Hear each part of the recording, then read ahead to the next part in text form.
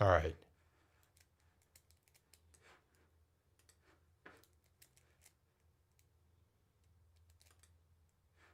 Trying something new here.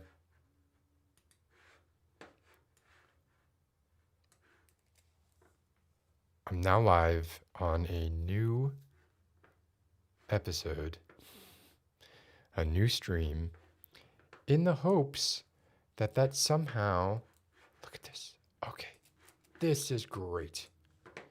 I am seeing comments appear, and I am seeing people appear.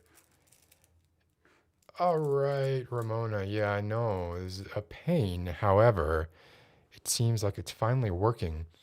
I guess I don't know what happened there. Just like the chat died. Um, and since so much of this is really chat reliant, especially if I'm here on my own, there's really no point in me trying to go through 2 hours of talking to myself and having you all not talking to each other. So thank you for your patience. Thank you for sticking around. Thank you, especially Dark Lord Flego, because I really, really like for some reason I love like imagining the voice coming from your avatar as being kind of sounds like Patton Oswalt, like with his head in a bucket in my imagination.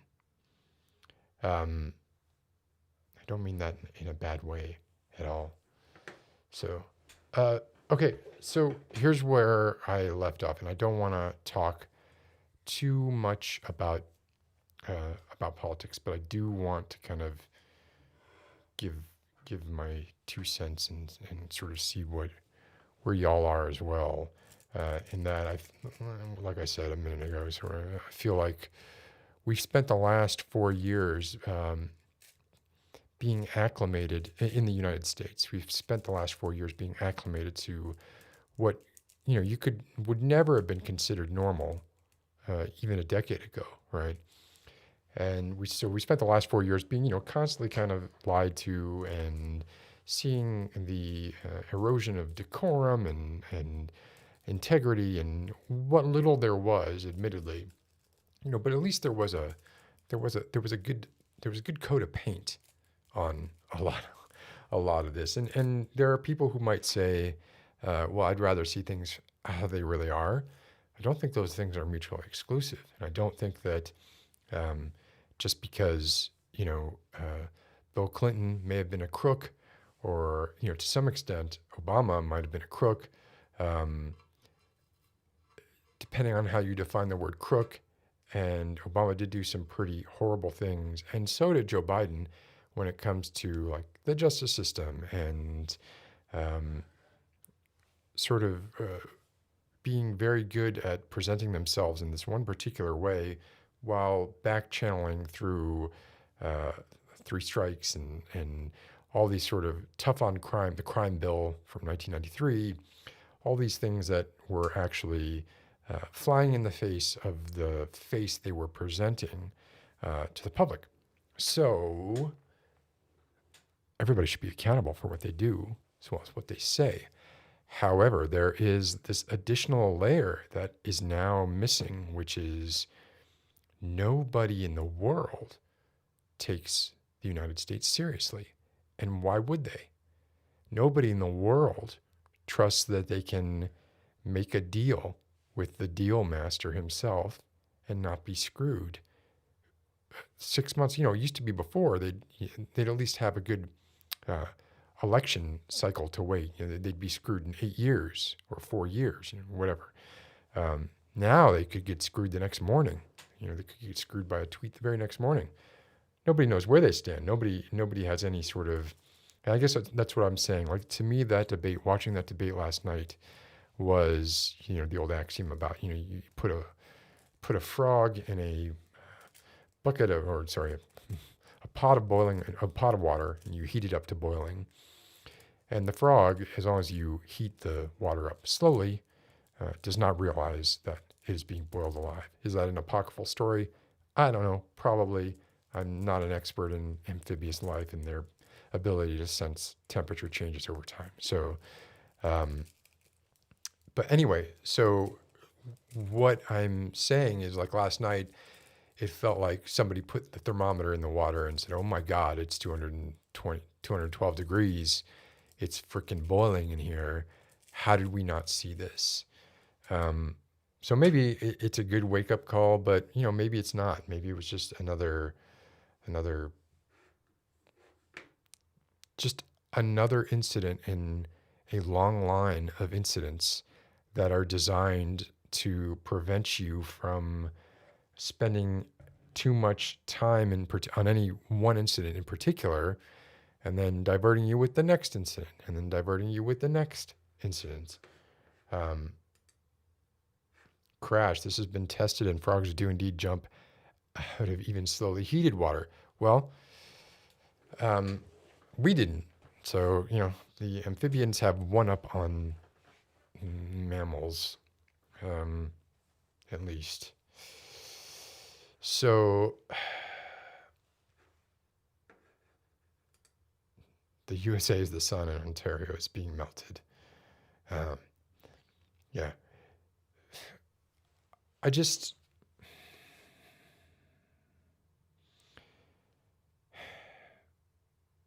it made me sad because Joe Biden was the wrong guy. Like, he was the wrong guy. He was not the person who should have been there, right? Dressing down this piece of shit that is Trump. I'm going to vote for him. And I hope anyone else who's listening, or, who is a U.S. citizen who votes, also votes for him. But I'm not super enthused about the direction of the country either way. What we have is a moderate liberal who has spent so much time in Washington. There are actually, I think, some points that Trump makes, and other people have said this, and I've said this before. To some extent, we're actually lucky that Trump is as incompetent as he is, because imagine if he were really intelligent, right? Like, actually intelligent, and in spite of him trying to throw to Biden's face that something like, "Don't you ever bring up the word smart to me," as if like his daddy paid and other people paid to write his papers, education amounted to anything, or his sort of colossal string of failure after failure, leading into tax shelters and being able to get second and third and fourth and fifth chances that your typical Joe Briefcase doesn't get even a second chance. And if your Joe Briefcase is African American or just not white Caucasian, they don't even get a first chance, right? Oftentimes. Anyway, imagine if he were actually intelligent enough to better mask his nefariousness, right? Imagine that. Like, that would be the worst, right? At least he is, although, I say this and yet people don't seem to see through him, right? But to a lot of people, and I think come November 3rd, I think he will actually be voted out. That's my guess. But to a lot of people, they see through the snake oil bullshit. And if he were smarter, he could have packaged it in a better way so that not so many people would see the strings.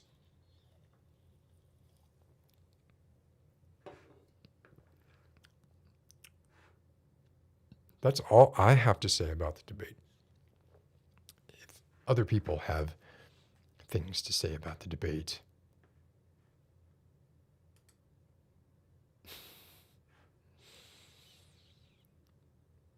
I think I did fairly well. I think I only made like one or two tweets. By the way, hi, Sweet Pea, and hi, Xava Machina, Thomas Melatonin, Jessica Graves, hello, good to see you again. Emmy, great. Please tell me Please tell me you voted for Joe Biden.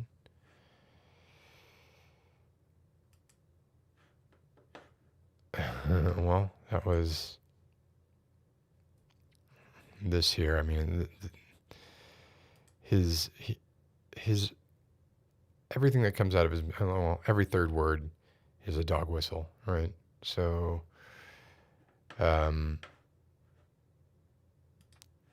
do I think Trump won't be elected again?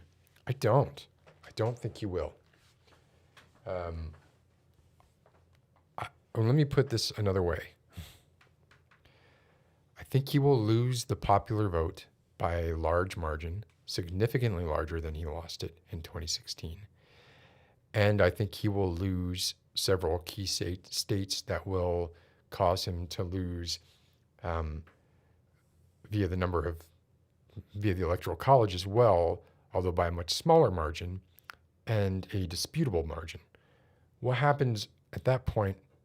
Don't know. Exactly. Yes. It wasn't so much dog whistles imply that there are only dogs hear it, right?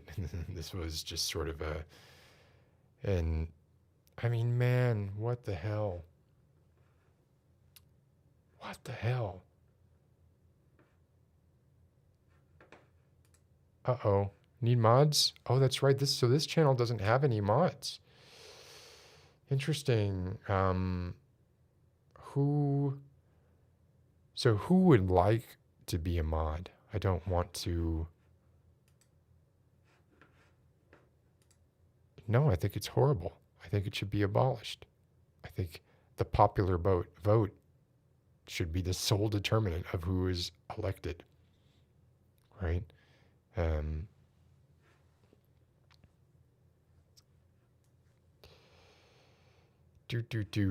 I forgot that there won't be any mods that came over from the other channels. So let's see. Like who wants to be a mod? Flaglo wants to be a mod. Well, the thing is, I don't want to make people mods who don't want to be mods, right?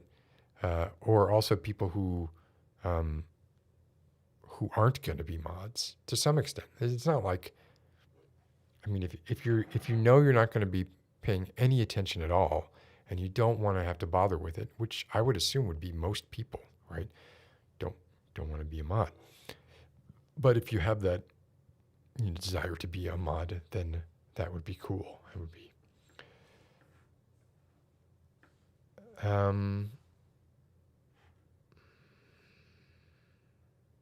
Okay, let's see. I'm gonna make some mods right now, and they're gonna be almost entirely at random. Well, Pavi, but were you a mod on the old channel? See, I wonder if I should be like, oh well, if you were a mod before, maybe we need to have new mods, new people being mods.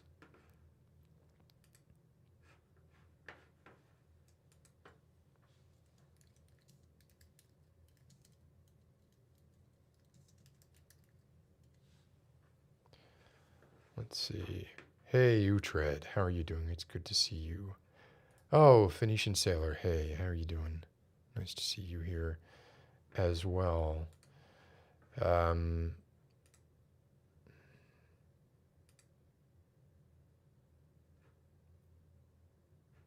Okay.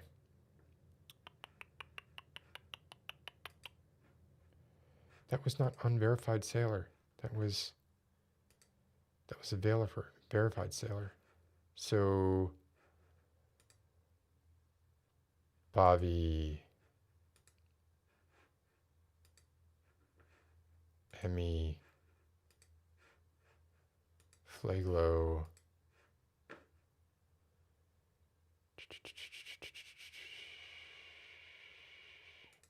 Shells,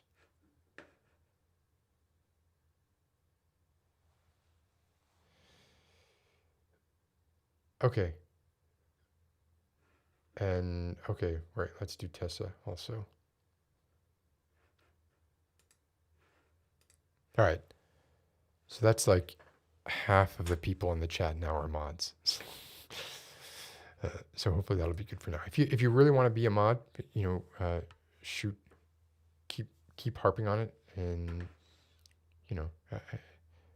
did now I can't see now who did I make Q a mod? Hope I did. I think I did. Oh, Nasha, I got him. Nasha did such a good job.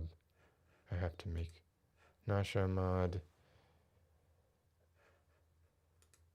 Did I make Q a mod? Okay, well, I did now.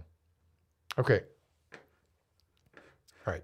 Let's stop the mod making for right now. So there's only 22 people watching. So if every other person is a mod, who mods the mods? That's what I'd like to know. And then what's Morsi going to be up to? All right. So yeah, the debate was disheartening, depressing, all this kind of stuff. Embarrassing. Like, I wasn't embarrassed for anyone. I wasn't embarrassed for Trump. I wasn't embarrassed for Biden. I thought Chris Wallace, I guess, did okay, but he was pretty loose. Like, he would not be a mod, right? He should not be a mod. And they need somebody with an iron fist in there.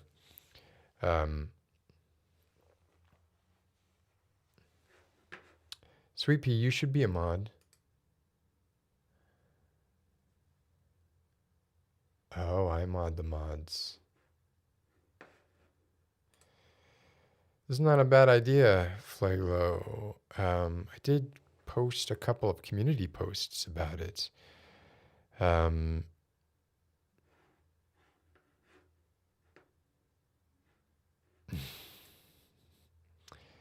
Yeah, somehow I doubt that very much.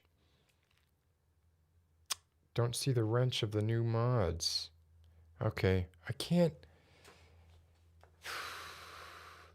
This is the question, right? This is the joke I made a couple minutes ago. Although you probably didn't hear it until after you wrote that. We are the mods.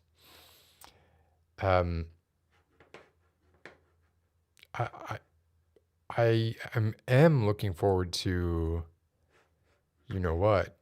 I think watching Kamala Harris tear Mike Pence a new, an ass, because I don't think he has one yet, will be truly entertaining TV. And speaking of mods, I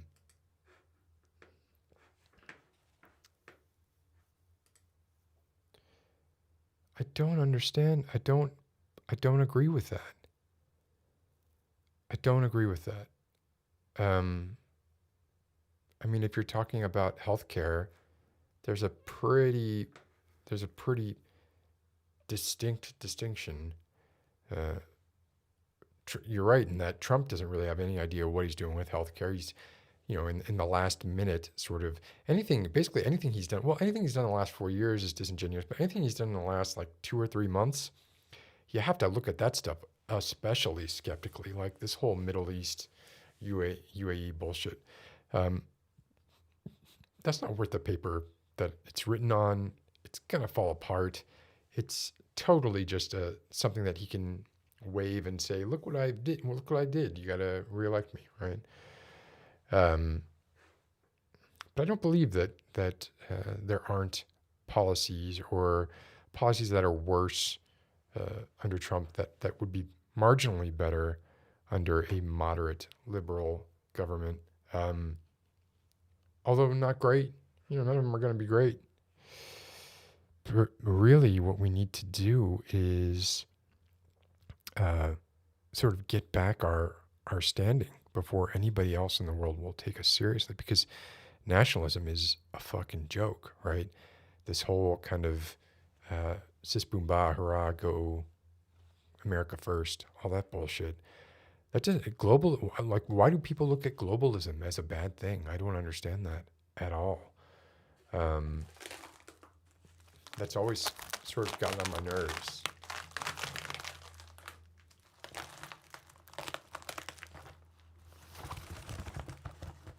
I feel like I'm from the future when I wear this. Like 1,000 years in the future, right? You know, in the future, in the year 3000, guess what everybody has in the year 3000? Whoops. They've all got Ridge wallets. So if you want to be ahead of the curve, I don't know. I'm not sponsored by them anymore, so I don't care. I actually do use this wallet, and I like the noise it makes. Let's make some noises here.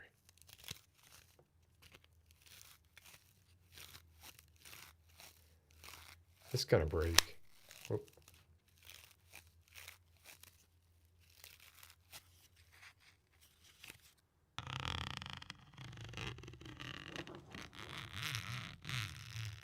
Oh yeah.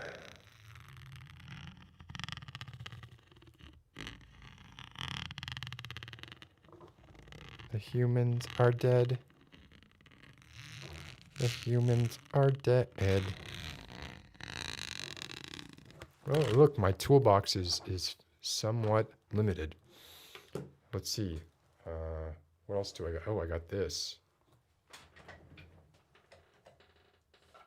Which I know y'all have seen before, but to see it nice and close up, I look at this thing all the time. And I just think it's amazing how this entirely separate set of bones evolved to become this sort of what we think of as a single bone, like the skull, right? But I'm the hippopotamus, and my lyrics are bottomless. Let's get that out of there. And we need to. Things are starting to go off the rails here pretty quickly.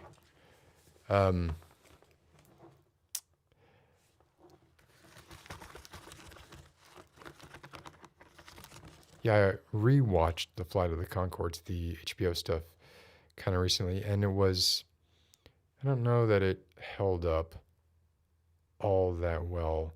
Jermaine's stuff definitely does, just because he's just inherently, and Rise Darby, but like Brit, I don't know, Brit's not really all that funny. So reading, a supposedly fun thing that I'll never do again, right? I'm reading this after having listened to it and after having reread Infinite Jest. So I guess you could say I'm going through David Foster Wallace renaissance of some sort. Fuck this thing, man. Okay, it's not the future anymore. We're back to 2020. I'm sorry. There's still COVID. There's still Trump, etc. So when I was younger, I read David Foster Wallace. I read maybe the first 200 pages of Infinite Jest, and I thought it was a bunch of bullshit. Now,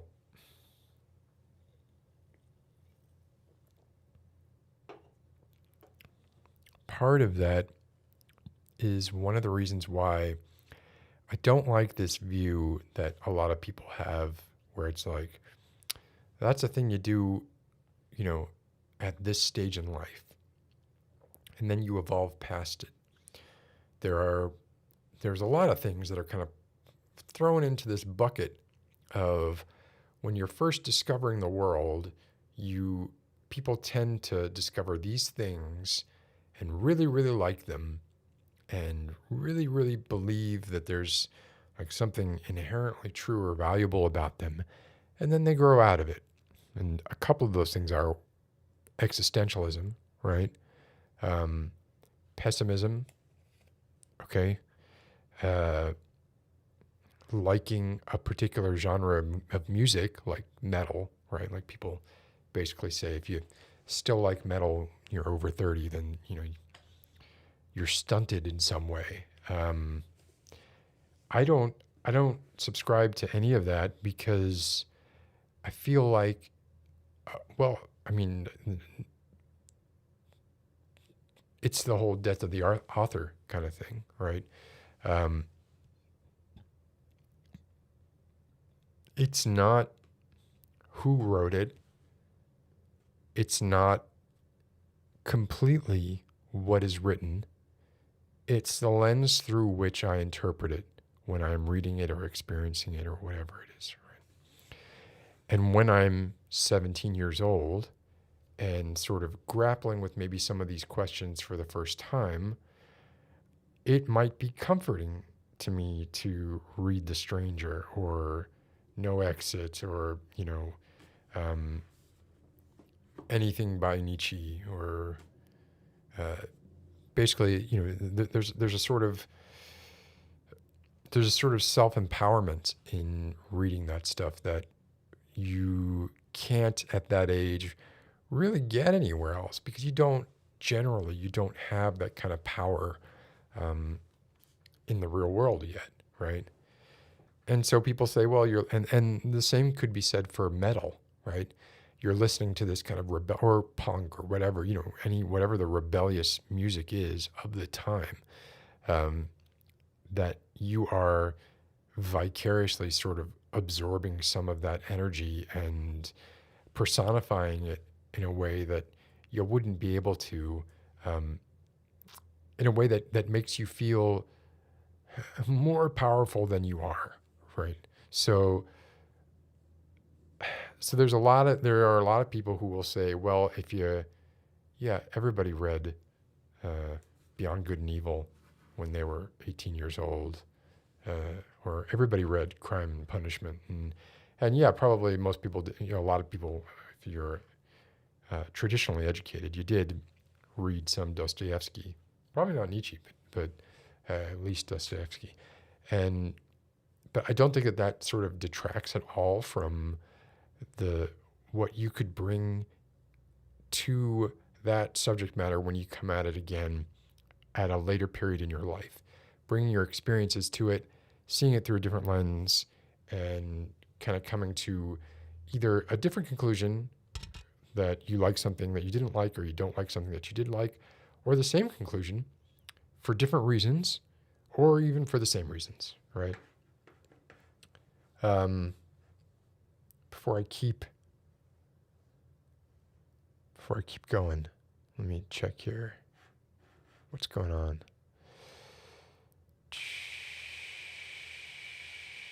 I haven't said anything about where I came from. Wait, why is that a bingo spot? Just because I sang? Is that a bingo spot? I mean, I have that you might as well just put like speaks into the microphone if that's a bingo spot. Or I do that just happens to me.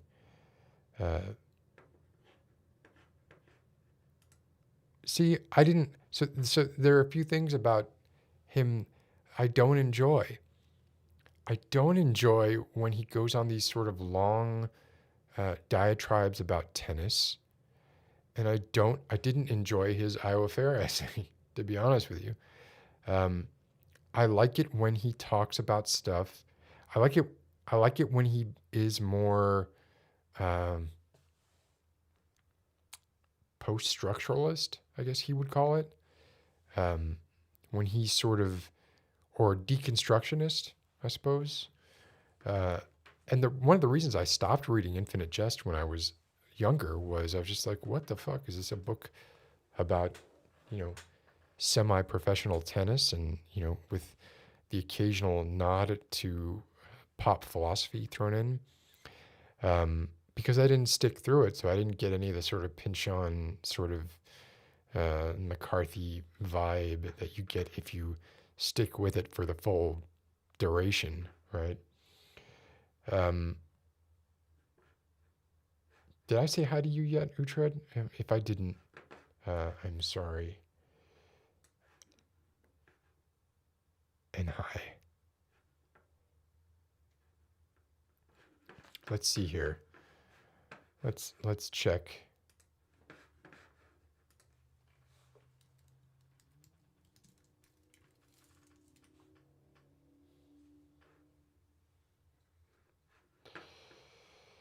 Um,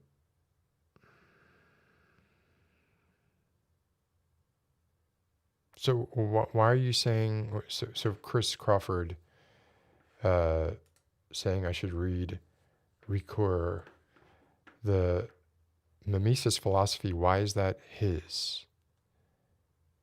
Um,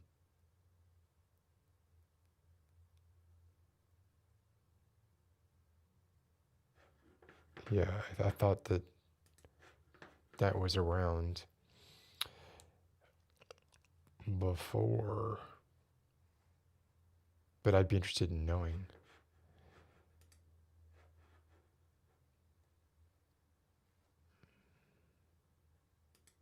Oh my God, yes.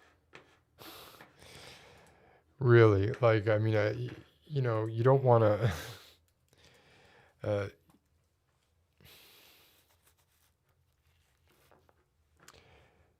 y Infinite Jest is an incredible book, so who am I to suggest that it should have been edited down to 600 pages or 400 pages or whatever. Um, Sweet Pea, you're reading Animorphs. I don't know what that is.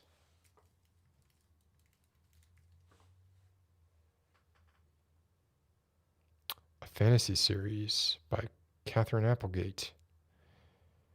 Oh, I don't know it.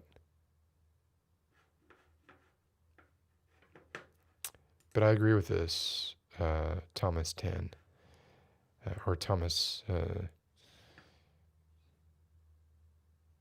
Sleepy.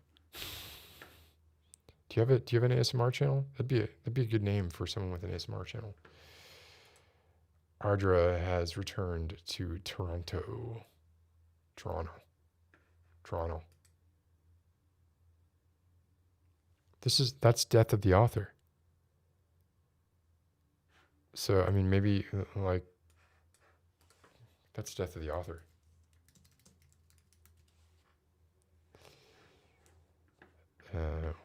By Barthes. So I don't know. I'm not.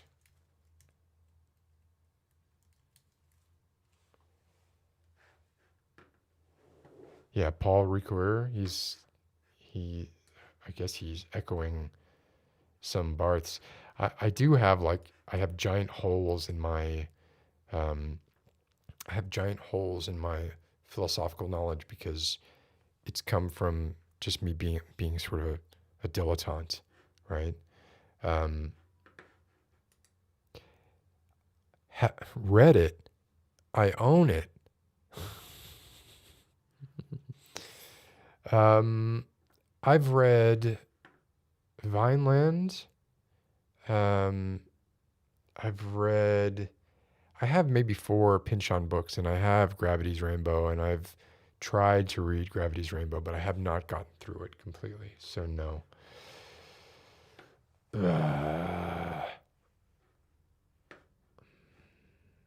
Yeah, see, I wouldn't know. I don't know. You know what's kind of annoying is right now Ecamm updated to kind of show comments in the bottom left of the window where I'm actually can see what I'm broadcasting. And usually I have a separate window where I look at stuff and I can add comments there, but I will sometimes click on the I don't know what it's doing here. Is it It's not giving me the ability to. Sorry, I'm learning. I'm learning as I go. Nasha has returned. Thank you for coming back, Nasha. Thank you. All right. So we talked about right. I wanted to outline a couple things, or just read a couple things that I liked from a supposedly fun thing I'll never do again. And there are a bunch of essays in this book that I got, a couple pages into, and I was like, no, not doing this again. I'm not going on this ride with you, David. I don't care. Well, so like this, I do think he does have a lot of like good little sound bites that you can kind of pluck out there, and one of which I tweeted the other day, which is, lonely people are usually lonely not because of some hideous deformity or odor or obnoxiousness. In fact, there exists today support and social groups for persons with precisely these attributes. Lonely people tend, rather, to be lonely because they decline to bear the psychic costs of being around other humans. Now, there's nothing revelatory about that idea, but it is, I think, expressed in a sort of, in a really good way, right? And I think describing self-imposed loneliness as not a hatred of other people, but just the sort of amount of effort that it takes and the kind of toll that it takes on you to be around other people, to be the person that you are, or the person that you feel you have to be when you're around other people. It takes a lot of effort. And I think everybody gets that, feels that. If you're in a job right now, or you have a job right now, then maybe you're remote and you're like, you're on Zoom all day, or, before you'd be in meetings a lot of the time. And the effort of this, like putting forth this facade is so psychologically draining, that honestly, like, when I was a kid and I used to look at my dad and I would be like, man, that guy just works and then comes home and eats dinner and goes to bed, and fucking kill me if I'm like that when I'm older. But honestly, apart from this kind of stuff, right, which I do because I enjoy. Oh, by the way, added benefit, right? Check this out. You can't do super chats, because you need 1,000 subscribers to do super chats. So, sorry, is that the? I gotta get my British rude hand gestures down. So, yeah. But when we get to 1,000 subscribers, if that happens, if this is not too niche for there to be any sort of growth, which the reason that I finally did go with another channel for these is because I just don't want to have that feeling when I want to do this, which is a lot. I actually want to do this a lot. And I'm balancing that with the people who subscribe to the Phoenician Sailor channel aren't interested in this, and they are unsubscribing when they see these live streams. Last month I lost 100 subscribers, and that doesn't mean I lost 100 subscribers. That's the net, right? I usually gain, somewhere between 400 subscribers a month. So that means that I potentially actually lost like 400 or 500 subscribers. And that's significant. Like I act like I don't, or I sometimes try to act like I don't care, but I kind of do. Like there's a part of me that I want that plaque. I think they're like waiting on that plaque because they're like, this guy could still drop down below 100,000. So, hold on, let's see. Yeah, sorry, it'll be back. How dare you, Tessa? You should be saving it so that when super chats are enabled, you could be like, here's $500. and I can buy like 100 of these scarves and lots of band t-shirts, and I can pay for more artwork. Um, Ramona, welcome back. Huh? Oh my God, Maddie. Maddie, have not seen you in a while. It's good to see you. Thank you. Um, why would they unsubscribe? Because it clutters their feed. I mean, you only have so much real estate on your feed. And I understand this. Like, honestly, like when I see people that I subscribe to change their focus, sometimes I will also unsubscribe because I only have so much cognitive load that I can bear. Because usually when I'm on YouTube, it's mobile, right? So there's only so much cognitive load I can bear and only so much I can see before I'm like, okay, I'm going to pick something, you know? And if those slots are being filled by things that I just have no interest in at all, which most of the people who are interested in ASMR specifically, or the ASMR that I do or whatever, uh, there's not like a big crossover there, right? Um, so I kind of, I understand it. I think it's fine. But what I don't want to do is not do one of these things for fear of losing subscribers. I want to be able to do these whenever I want to do them. So that was what the ultimate, and I know I kind of waffled a little bit on that because I was kind of like, well, F everybody, I'm going to do it where I want to do it. But really what that was fear. It was because I'd spent the last 6 years slowly cultivating this comparatively small, group of subscribers.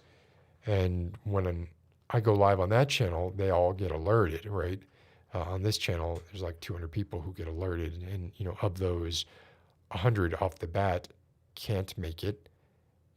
Another 50 or 60 could, but don't wanna or don't feel like it, right? So anyway, my hope is that this grows to like a decent size. The people that I care about are already here, right? Like, and that's not to say I don't care about new people, because I do and will care about new people. And why did this shrink? I made this bigger, and it must have shrunk when I restarted. Okay. Yeah, Maddie, missed you. Let's go on down here. See what I'm missing.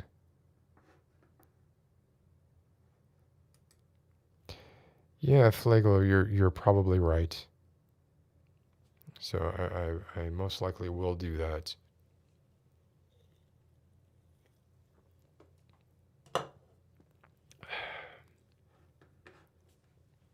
Look at that. It automatically is hiding comments after 15 seconds. Okay. So that was one quote. Let's do one or two more before I move on to death. So one of my favorite essays in this is, or sort of, not the entire essay, because the entire essay it's pretty all over the place, right? Um, oh my God, this can't be in there. Jesus. It's called E Unibus Plurum, right? Inverting E Pluribus Unum, and it's talking about television and U.S. fiction. It's a little dated because it's talking about television, but if you sort of just replace the word TV or the references to TV to, well, I mean, you could still use television. I still think television is relevant to what he's saying here, but you add in the internet, it's actually more, that this becomes a more prescient essay.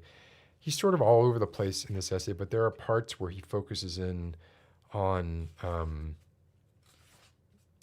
particular aspects of like the things that television has done to culture, because of its ubiquitousness, because of its packaging and ease of consumption, because of its iterative and insidious sort of ability to use user data to kind of figure out what the best way is to hook you. Um, all these sort of things come together and have a marked effect on the entirety of culture. I don't think you can be divorced from television or movies or the internet or, say, even like a Cormac McCarthy, right, who is sort of very much oops, who's sort of very much a primitivist, right? Uh, Everybody is affected, and some of the reasons are that the norms that are portrayed in TV work their way into in TV and on YouTube now, and even like formats like this, they worm their way into other forms of modes of expression. They worm their way into poetry. They worm their way into fiction. They worm TV worms its way into movies. The internet worms its way into movies, and these are fundamental stylistic changes that so people don't think I'm like ripping off what he says here. One of his quotes here is um, one of the reasons that he finds TV toxic for writers is because it leads us to confuse actual fiction research with a weird kind of fiction consumption. Now, when I read that, it resonated with me for a bunch of reasons.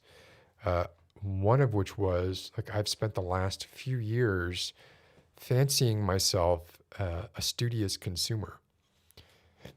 Excuse me. Like I didn't used to really think too much about what I watched or what I read. If I liked it, I watched it. If I liked it, I read it. And often I wouldn't try and learn from it. Like I kind of had that, I don't know if anybody writes music here, but you sort of have that kind of idea, or maybe if you write anything at all, and you think if you have an idea, there's this sort of uh, this self-correcting mechanism of I don't need to write this idea down or record this musical phrase because if it's good enough, I'll remember it. And if it's not good enough, then it didn't pass my memory test. And but that's based on a false premise, which is just because something is good, you're going to remember it, and that's not always true, right? So, but what he's saying here is right. So it's toxic for writers because it leads us to confuse actual fiction research with a weird kind of fiction consumption. So instead of being observers of people and situations from a sort of wide swath and diverse sources of where you would normally get this data, you become a mass consumer of things that have already been pre-vetted to hit home in the way that they're supposed to. And that would be, generally, like certainly in the 80s and the 90s, when you look at TV, everything was about irony. And a lot of this essay is about how, everything is about irony. Like all of the sort of comedies, all the comedies are about irony and kind of cruelty and how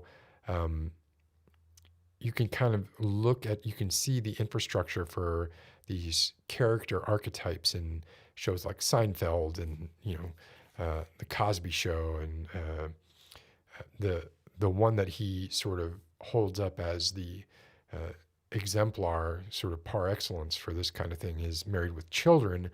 But The Simpsons does it too, even though The Simpsons is very intelligent about it, and certainly more intelligent than most other shows. It's still doing this thing, which is, if we're not careful, detrimental to how we interact with other people and homogenizing in a way that removes some of the colors from our palette. Oh, looks like I froze there for a moment.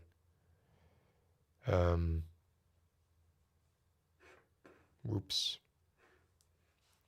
Hopefully back. and everything is okay. Um, but anyway, yeah. So by viewing things through this lens, so really, like what he's saying, it's incumbent upon people who are creating to not sort of be um, brainwashed in a way. And I think in his personal life, he made himself stop watching TV for that very reason. Um, colors for our palette. So I was talking about how if you confuse real life, if as a writer, as a creator of any kind of fiction in any medium, if you confuse real research with accepting television as being an accurate representation of of what people are and how they behave, then you are looking at the world through this ironic lens of, the Al Bundy who's constantly made fun of, and that's fine, right? And or you get into even like post irony where you have um, the Cosby Show, where you have well, it's not great to reference the Cosby Show now, is it? But actors' predilections and problems aside, in the Cosby Show, they kind of turned it on its head a little bit in that they made Dr. Huxtable sort of a bit of like a lovable goof. But there was still like, it was all pretty much like everybody was just ragging on him, right? Um, so that hit home with me because I felt like I was being a studious consumer when in fact I probably wasn't. And I probably still am not. Um, I'm trying to get out of fiction the things that I cannot get out of life in order to have referential experiences. And a lot of us are doing that now, especially because of COVID, right? Um, but that is sort of the snake eating its own tail, I think is his point there, is that um, if I write a book and my only experience of people, or generally my experience of people, is gotten through television, then there's not going to be a whole lot new or interesting in that, in what I write. He has so I'm not gonna stay too much longer on this. I'm probably boring the heck out of everybody. Let's see what was being said here. Um,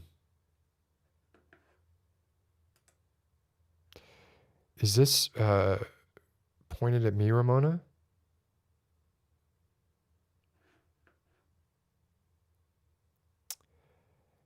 I don't know if it was or not, but so I just finished, like just in the last couple of days. Uh, oh no, I don't like this. It's making me put this up again. Um, so I've just completed a script for a video that I want to do. That is, it's not.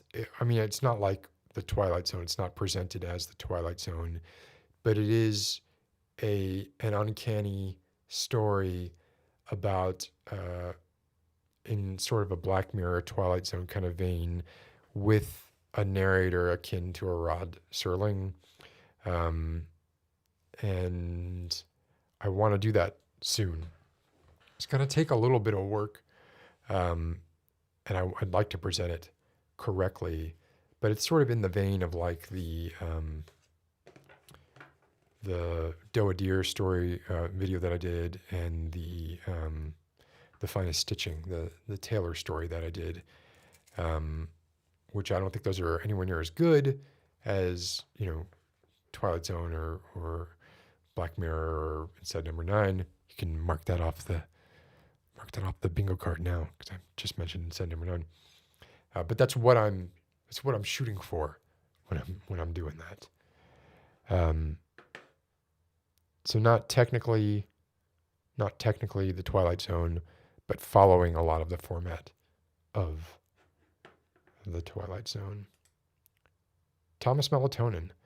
How long are your video scripts usually? Well, I can tell you just like right off the bat, most of my videos are not scripted. Some of them, it's probably about like 40, 60. 40% of them are scripted, 60% of them aren't. Um, and I know, like right off the bat, I need 4,000 words, right? That's the minimum. In order for me to have a video that's near an hour and not have to worry about my pacing and being able to do a nice sort of deliberate pace, it needs to be 4,000 words. This particular one is longer. It's like 6,000. I'm going to check it. I'm going to check it right now.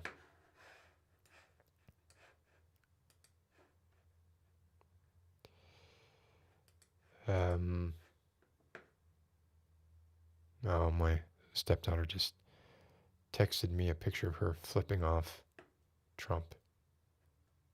Such a cutie. She needs to clean her fingernails. What is going on? Let me love that. And bring it here. And I will share with you all. She needs to clean her fingernails.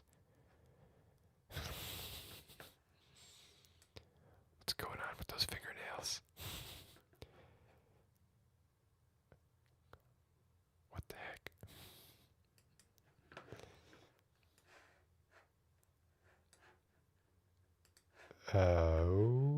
Okay, let me load this up. I wanted to get a better idea here. So, yeah, to give your question a more accurate answer there, Thomas.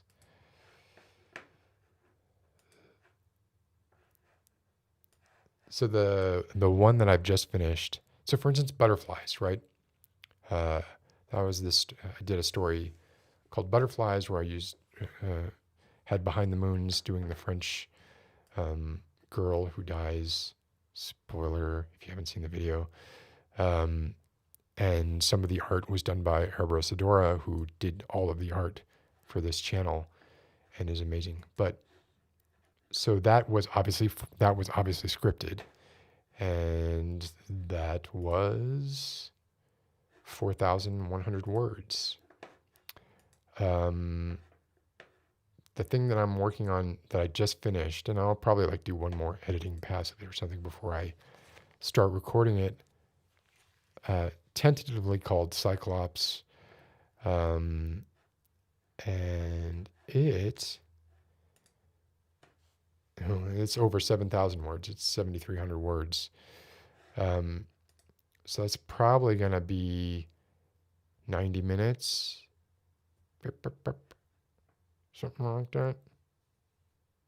Something like 90 minutes. Maybe, maybe I will edit it down some. Try and take some of my own advice.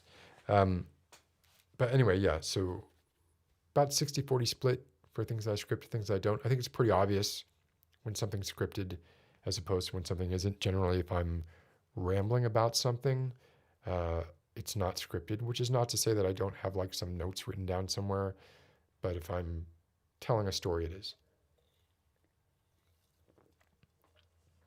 And sometimes, like the last video I did, the last doctor video I did, it's part and part. I had some of that written out. Some of it was just like riffing. I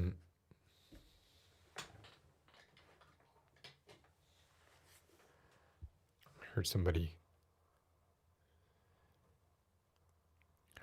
asking for Frederick. There's Frederick.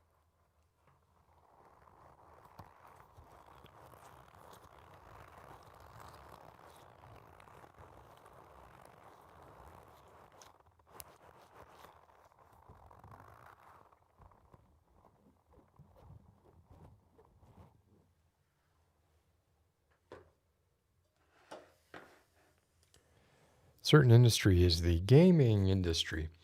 Anyway, so back to David Foster Wallace. I really liked the part of this E Unibus Plurum essay where he was talking about a commercial that had gotten so meta that it turned back around into itself.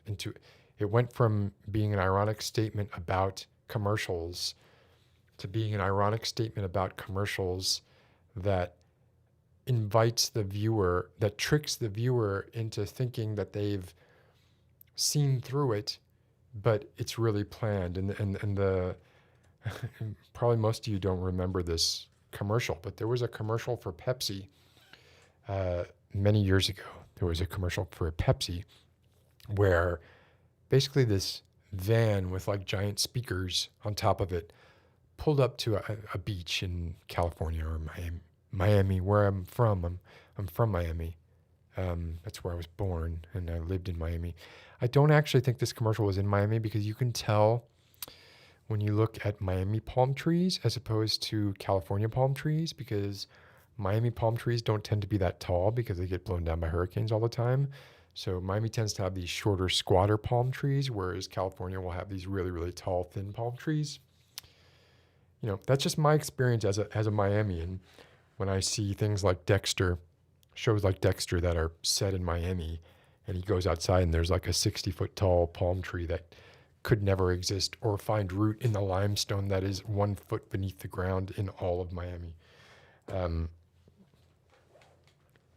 Anyway, you can bingo card that now too. I'm looking for. Anyway, the commercial, this Pepsi commercial, was a van with loudspeakers coming out of, facing omnidirectionally, pulling up to a beach that may or may not have been Miami or California. I'm sure it was California.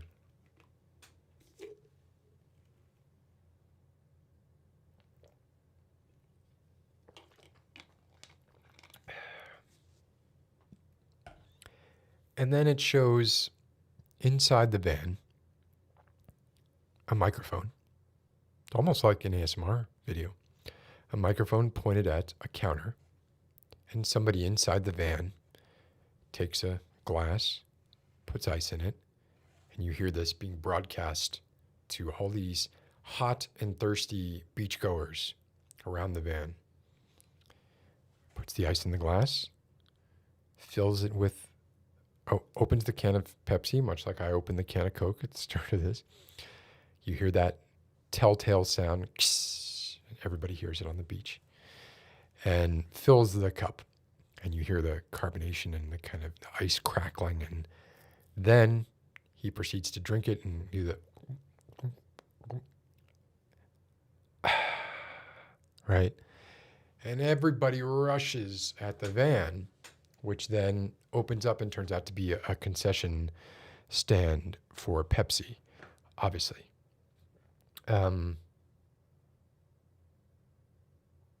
So I don't know if any of you all remember that commercial, but that is such an amazing, that commercial says so much about who we are and what it takes to advertise to us and to hold our attention, right? So what he has to say about this is, okay, so all the stuff that I just described happened, and then there's an overhead crowd shot of the crowd all around the van, and now I'm reading from the book. It says, and over this, the slogan is flatly intoned, Pepsi, the choice of a new generation. Truly a stunning commercial, but need one point out, as Miller's essay does in some detail, that the final slogan is here tongue-in-cheek. There's about as much choice at work in this commercial as there was in Pavlov's bell kennel. The use of the word choice here is a dark joke. In fact, the whole 30-second spot is tongue-in-cheek, ironic, and self-mocking. As Miller argues, it's not really choice that the commercial is selling Joe Briefcase on, but the total negation of choices. Indeed, the product itself is incidental to the pitch. The ad does not so much extol Pepsi per se as recommend it by implying that a lot of people have been fooled into buying it. In other words, the point of this successful bit of advertising is that Pepsi has been advertised successfully. And I thought that was great because that is completely revelatory to me, right? Like it just, And he goes on to point out like a whole bunch of other commercials that were following that style and still to this day follow that style, uh, where it's not really so much about the product as it is about creating um, something that will keep your attention and stick with you.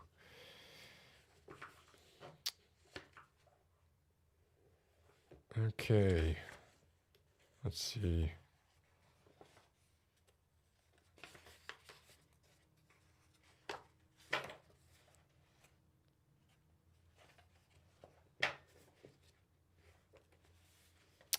Oh, and sort of speaking to what I said earlier about like the difference between sort of postmodernists and post-structuralists, he actually writes here the deconstructionists and post-structuralists mean the same thing. A post-structuralist is what you call a deconstructionist who doesn't want to be called a deconstructionist. This is another interesting bit. Writing is a better animal than speech because it is iterable. It is iterable because it is abstract, and it is abstract because it is a function not of presence, but of absence. The reader is absent when the writer is writing, and the writer is absent when the reader is reading. That sort of speaks to death of the author, I think. Okay, I feel like I'm going off on like all these weird tangents that people may or may not be interested in. Let's see if we can bring it back to what people are saying. Miami, yeah. Went off on a tangent. Yes. Yeah, I agree. I mean, I stuck with it, but I wish I hadn't.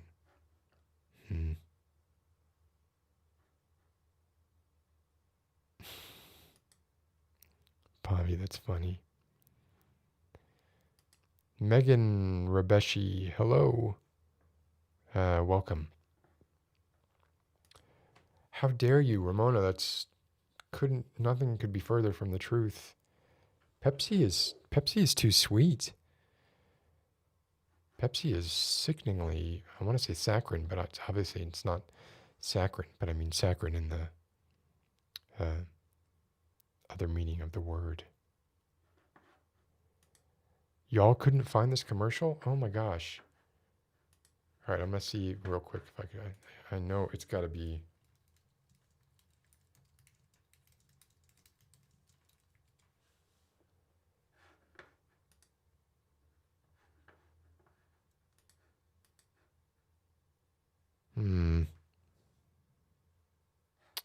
No, this ain't it. Is it?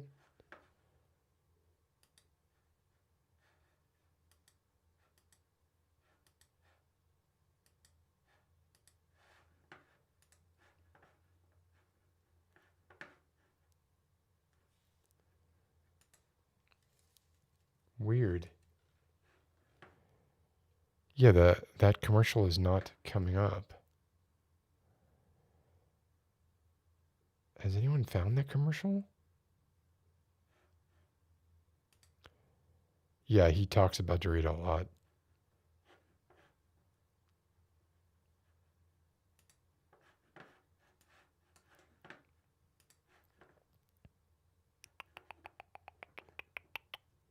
Shoot. I would have thought this would have been an easy find. Oh, is this it?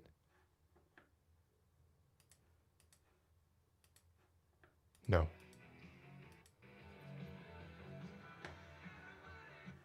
Nope, that's not it. Oh, I'm hearing myself. And it's not this one. There's one where there's like a guy on the beach and they all get hot feet and they all get Pepsis. I don't know. I can't find that thing. But I remember it, so I know it existed. I'm like 80% sure that it existed at some point in time.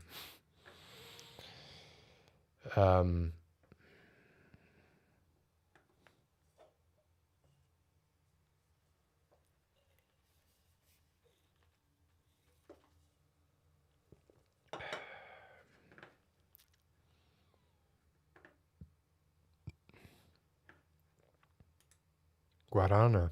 Isn't that sugar cane? Or is that guarapo? No, am I thinking of guapo? I don't remember. Oh my God, Nasha. I love cream soda. But that also is a little too sweet for me, which is weird because, people are always talking about how sweet Coke is, but Pepsi is sweeter, cream soda is sweeter.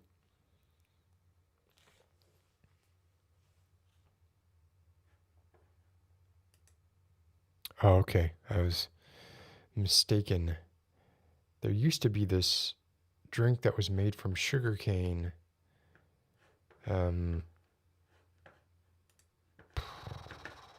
What is it?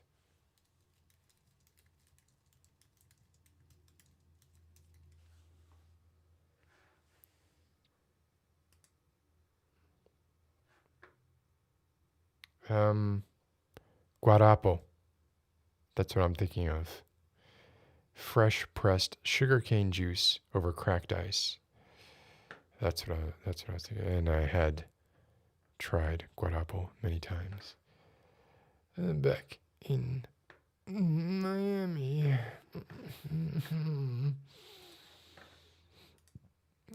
Arriving late, Sean, but better late than never. Ice cream's a drink, just and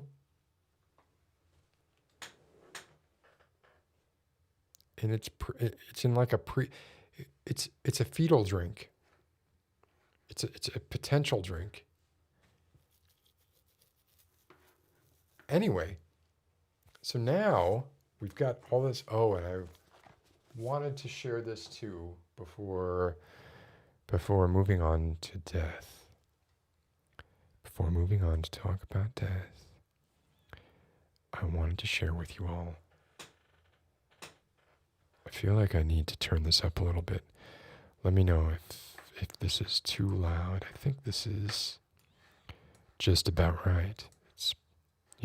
Seems like it's just about right. Okay.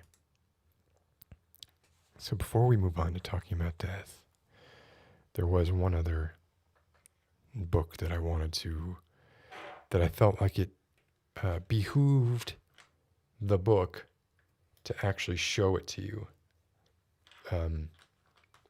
as opposed to just talking about it some more.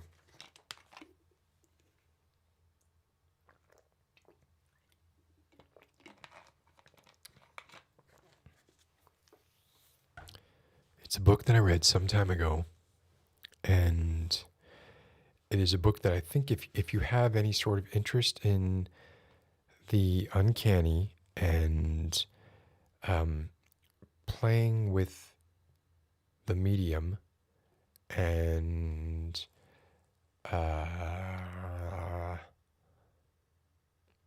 like using the limitations of the medium in which you work as an aid to your story,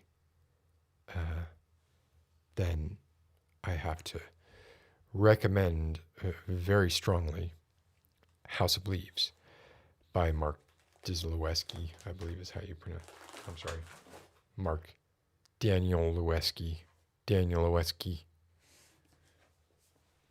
How do you...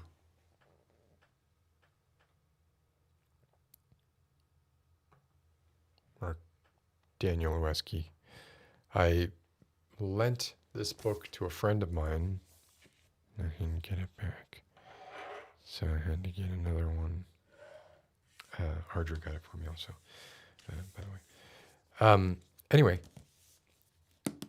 this is a book about a couple who live in a house, and when they're doing some work on it, they discover that it's been a while since I've read it, so forgive me like if the actual numbers are off, but they discover when they're doing some work on it that it is actually 2 feet wider on the inside than it is on the outside.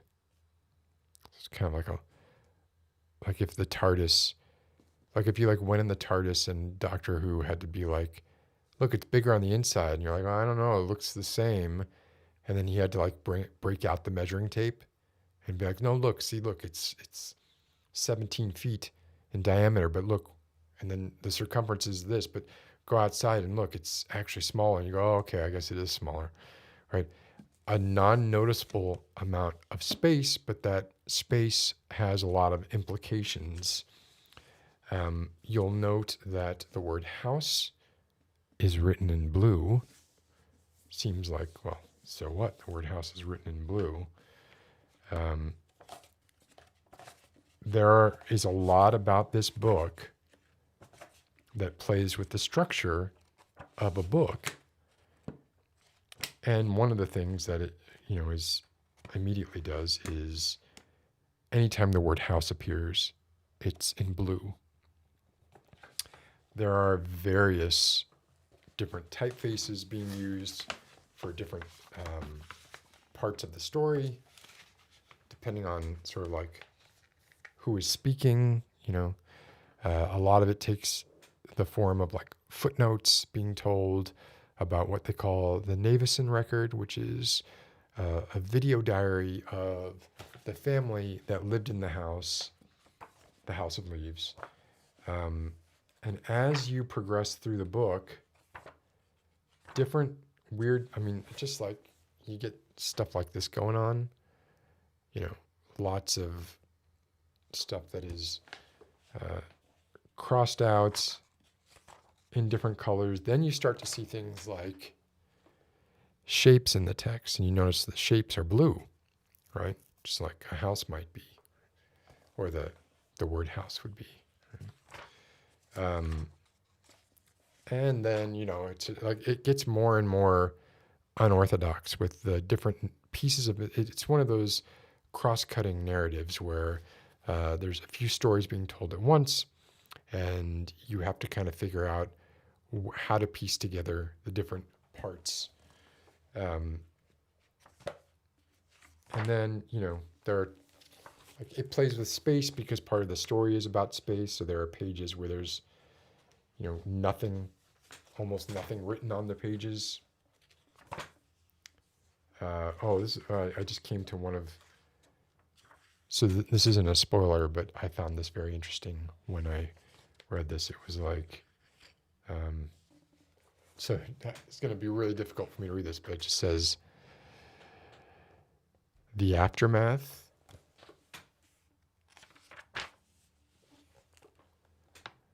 of the meaning, a life. Oh, focus, you bastard. What? How are you having trouble focusing on that? A life, time finished between the space of two frames. Right, so it does a whole bunch of stuff like that. When there's it uses typography to illustrate sometimes what's going on in the book itself. It's presented as like a found footage thing. Like if you read about the book, it's like, whoa, when this book started making the rounds, it was just a bunch of loose leaf papers bound together in a folder. But that's all just part of the sort of meta mystique of the book that isn't actually true. I found this riveting and fascinating. So you might also. Anyway. And I also read a book recently called A Head Full of Ghosts, where they referenced Navidson, the name Navidson, which I'm sure was a reference to the Navidson record in House of Leaves. So, good night, Adrian. Thank you for joining. Hope you have a good sleep.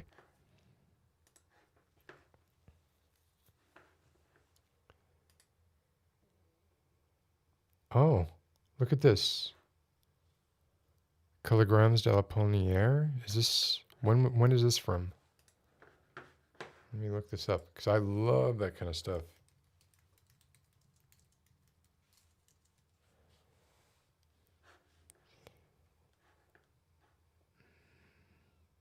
And it's public domain.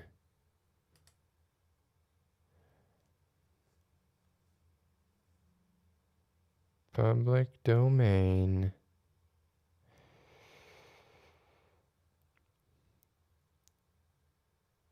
I have lots of reasons for liking stuff that's public domain. I will check it out.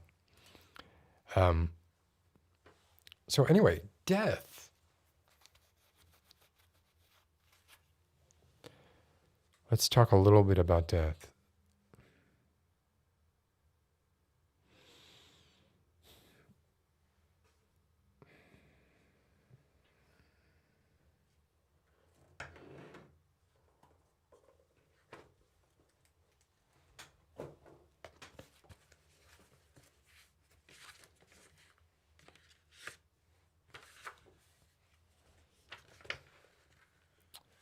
So a few years ago, I did this video. I wanted to do like a series of videos called Harsh Truths, and then cover something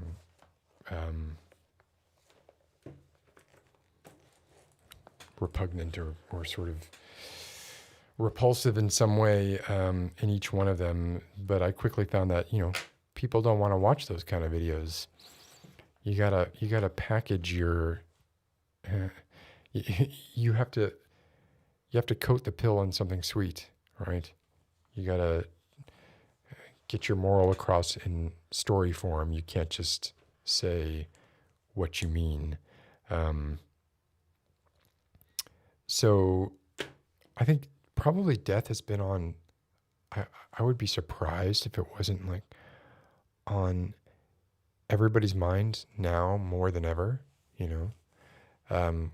not just because of being in the middle of a pandemic, but also because the sequel of what being in the middle of a pandemic mean.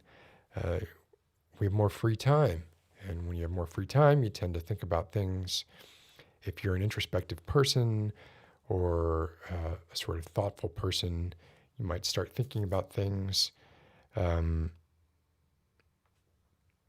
that are counter to your best interests if your best interest is happiness, right? And so I talked about this a little bit in the last video I did as well. But what I was really thinking about was how much trouble we get ourselves into by being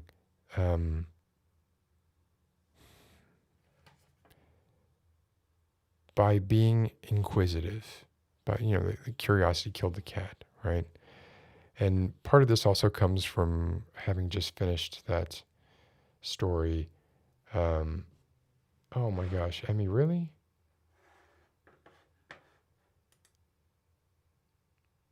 That's horrible. That's horrible. I'm really sorry.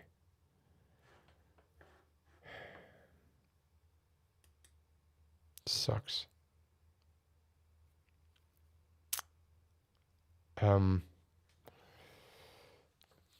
But so what I was thinking about was just sort of like how much of this we choose to bring about ourselves or put upon ourselves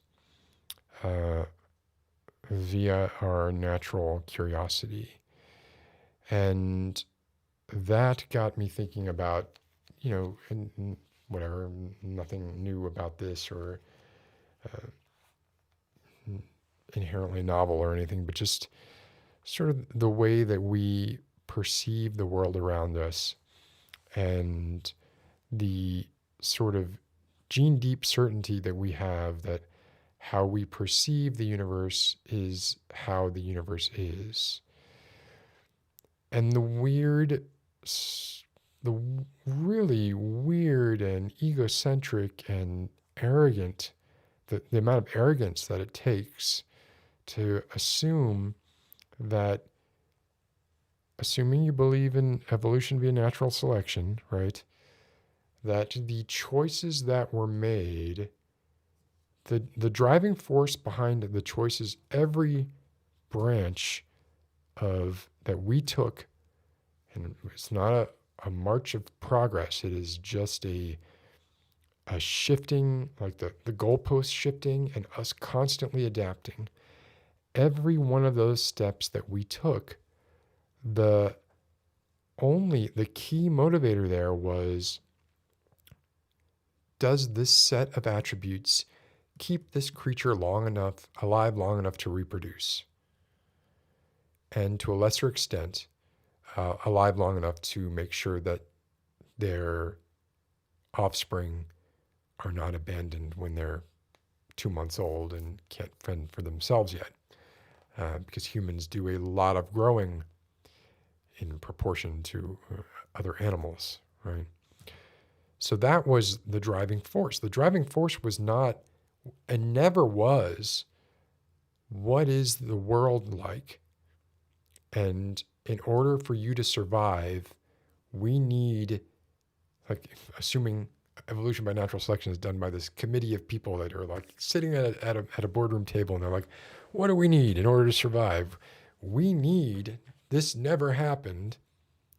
I'm talking about metaphorically. Obviously, literally, it never happened, but metaphorically, it never happened.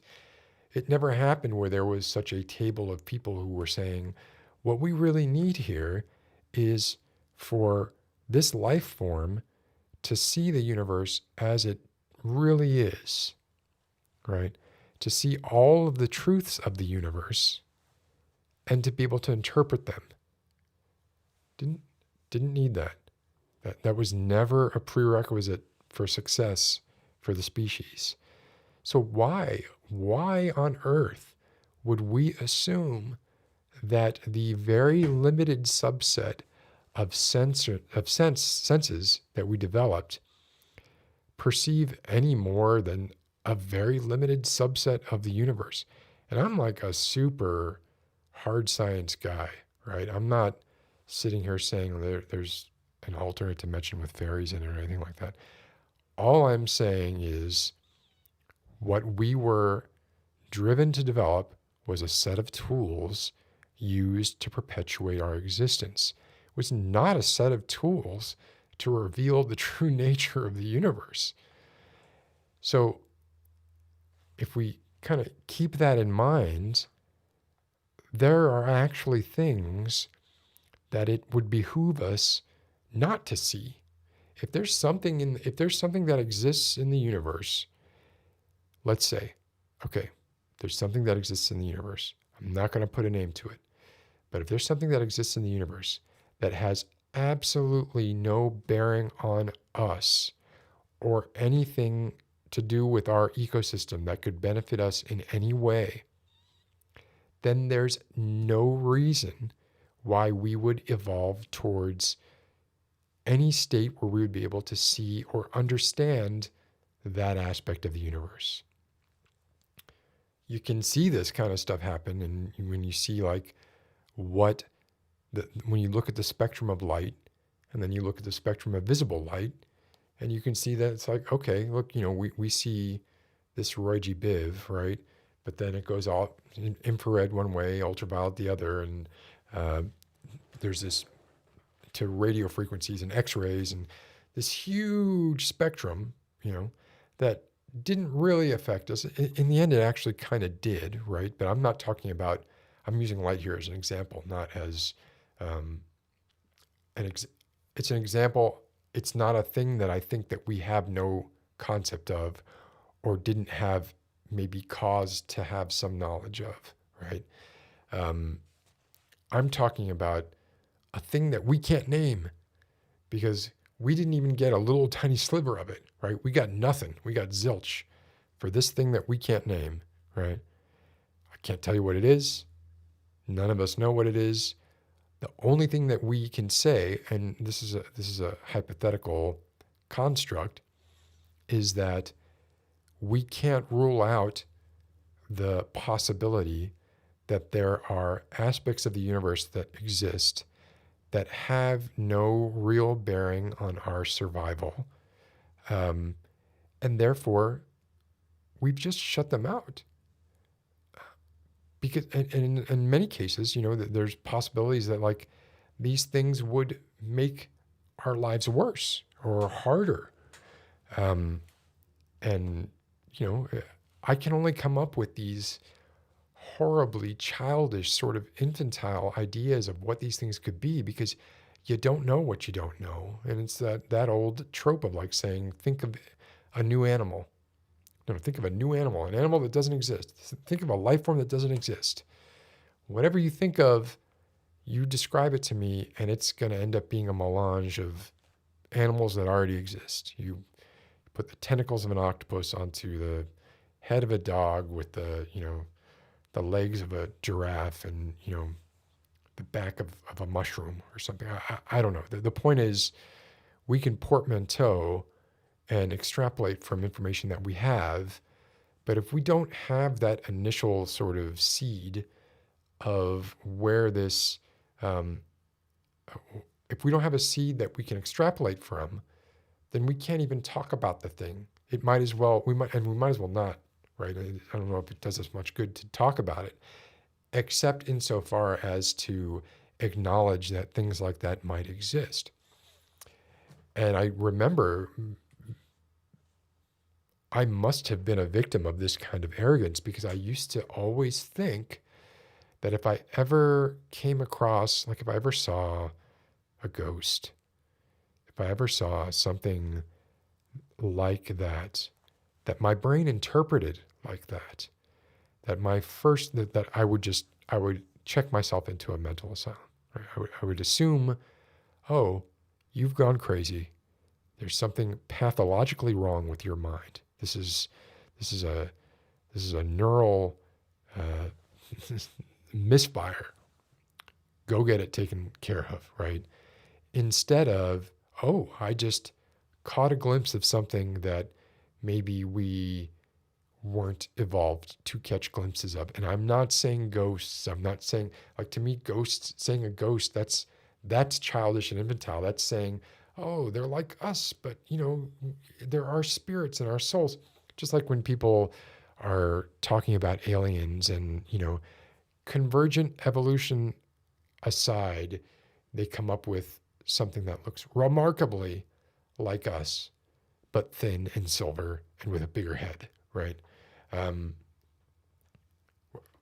my guess, and it's not just my guess, obviously, is that if there is life elsewhere in the universe, the biggest problem we would have would be recognizing it as a form of life.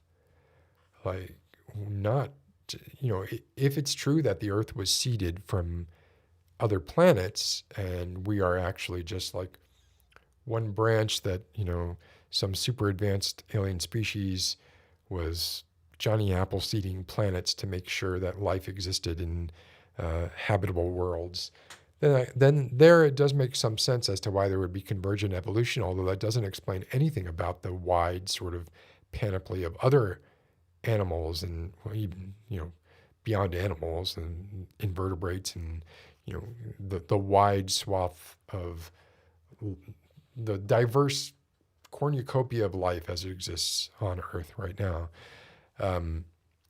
But yeah, I mean, I'm not suggesting that I believe in ghosts because I don't. What I'm suggesting is that we look at the world through a slit.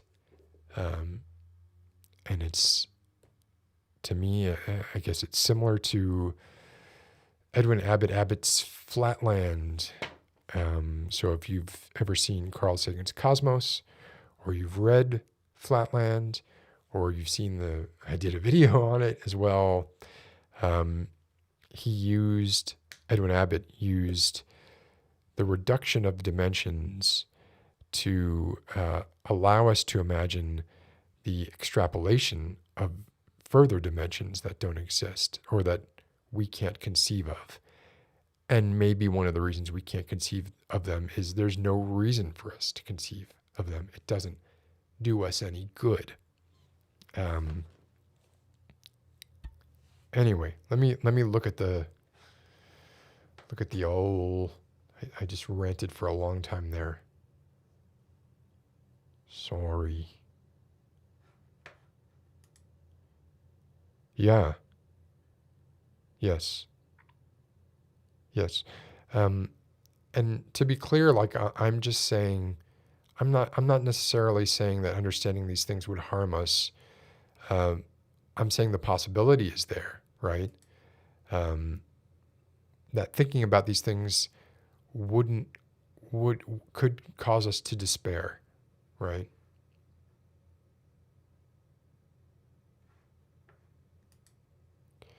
Where did antinatalism come up? Let's see.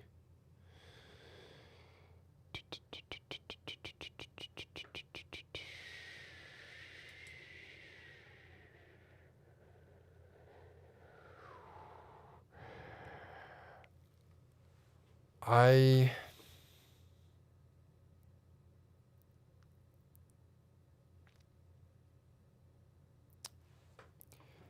I believe that suffering outweighs joy, and that life requires suffering but does not guarantee joy. Um, I believe that it's probably better to have never existed than to exist. Um, that's not the same as saying, I don't want to exist anymore, because that choice was already made, right? I already exist. Um,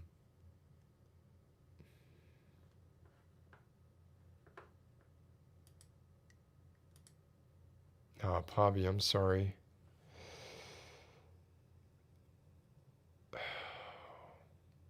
That is rough.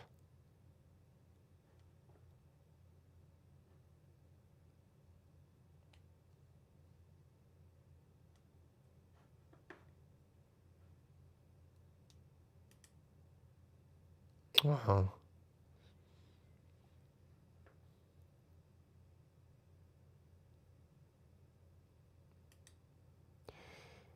It doesn't matter. Like so, it doesn't matter. Your legacy doesn't matter. Um, we think in. I feel like we think in these terms of wanting to leave a legacy or wanting to have some lasting effect that lives on beyond us. Um, and essentially, like we want that as uh, a psychological shoehorn to get us into the grave with less fighting. Um, because once you're dead, you're eternity. So if you leave behind a legacy that lasts 500 years, that's nothing in compared to eternity. So legacies don't matter. So I agree with this. I mean, and yet I am driven, right, um, to some extent to make stuff, and I don't know why.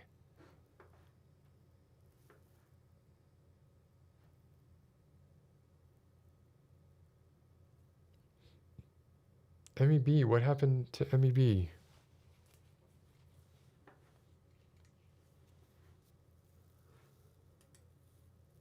Oh, Emmy.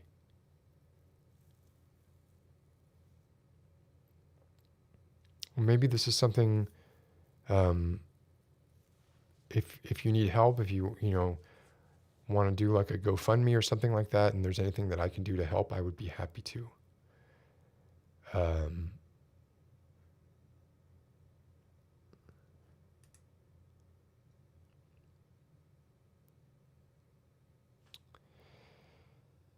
but Chels, this is the natural way, right? Like this is it'd be much more horrifying if your parents had to live without you than if you had to live without your parents. To me, I find it. Um,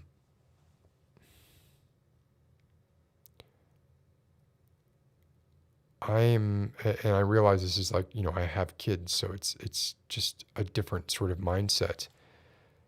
But assuming the natural course of things happens as it is supposed to, um, I take some comfort knowing that they will exist after I do. Not because of a legacy that I've left behind, but just knowing that they'll still wake up, the next day, even if they're going to be um, devastated for a little while.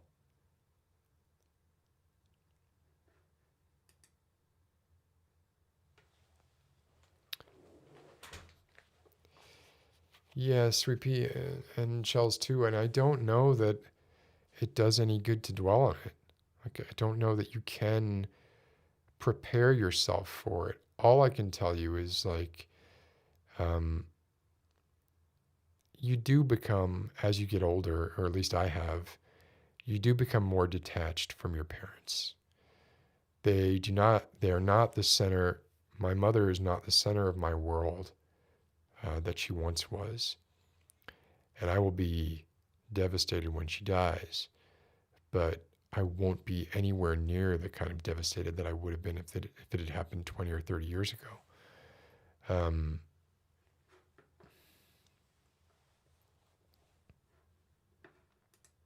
Yes, a new 742. Right on. And hi.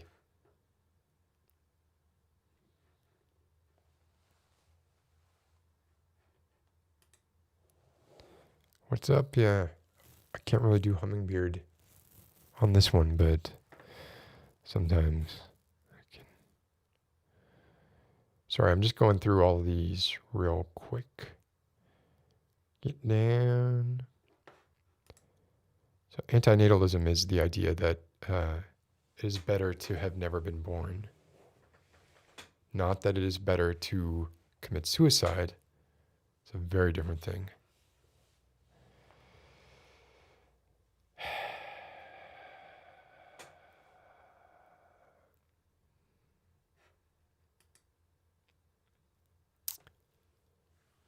Yeah, so there's some back and forth on as far as like morally wrong. If you do that kind of that chi square for, in fact, I have it.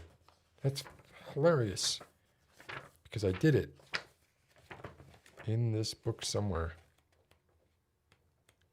Here it is. Yes. I don't know if you're going to be able to see this or not, but let's see. There it is. So it's the matrix of procreation, right? These are the different possibilities. So you procreate, right? Wait a second. I'm not clear on this. All right. So if you don't procreate and it doesn't, so you have your child being more or less happy and your child being more or less unhappy. So if you procreate and your child is more or less happy, you haven't really fulfilled a duty, but you haven't committed a sin. If you procreate and your child is more or less unhappy, you've violated your moral duty by creating someone who is suffering or a creature who is suffering. If you don't procreate and your theoretical child would have been more or less happy, there's no duty fulfilled there either because the child does not exist. And yet, if you don't procreate and your child would have been more or less unhappy, you actually did fulfill a duty by preventing the suffering from happening. So it's just sort of like a way of it's just a way of looking at like the moral obligation to think about what creating life means. Doopy doopy doop.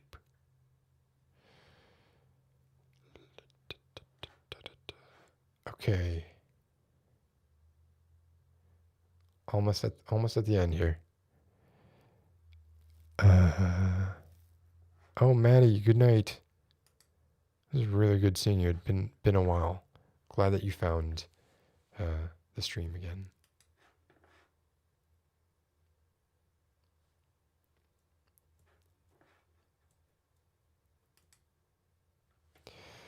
Yeah, Flatland was a revelation for me when I saw. I mean, I got to Flatland through Cosmos because I saw Cosmos when I was like 6 years old when it aired on PBS in 1980.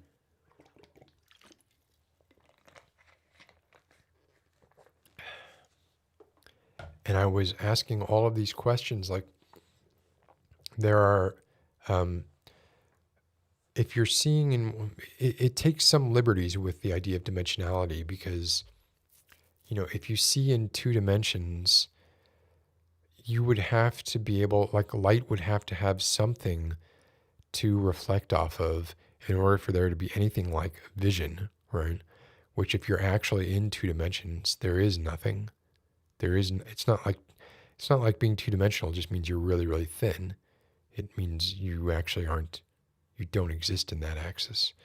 So, but there's sort of the assumption there that you do in Flatland anyway, and there is like a very, very thin version of you existing on a piece of paper, right? And in the actual book Flatland, it's actually a romance novel, but um, it has things like,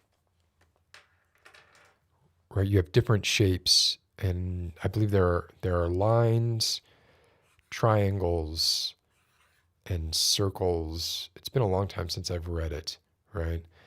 Um, Now, when seen from above, right?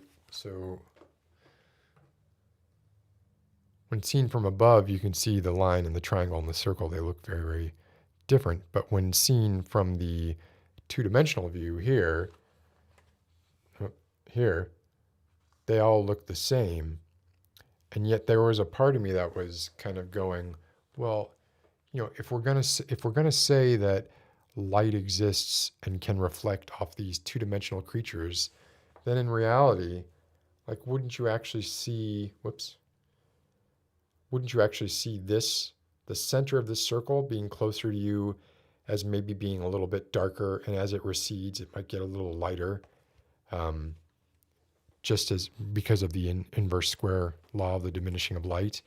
And likewise, wouldn't you be able to tell the same, like if this line was approaching you, and it would have to be approaching you, you know, perpendicularly for you to see it like this. Otherwise, you would see it as a dot or some, shorter version of itself getting shorter and shorter and shorter as it turned to face you. And that was the other idea that I think was lines were very dangerous because if the point of a line touched you, it killed you, right? Um, yeah, so there were some liberties taken in order for him to get his point across, and I think it did it really well. Um, but yeah, it's very difficult. Like, how can you imagine the sort of the thing that Carl Sagan did was basically saying, um,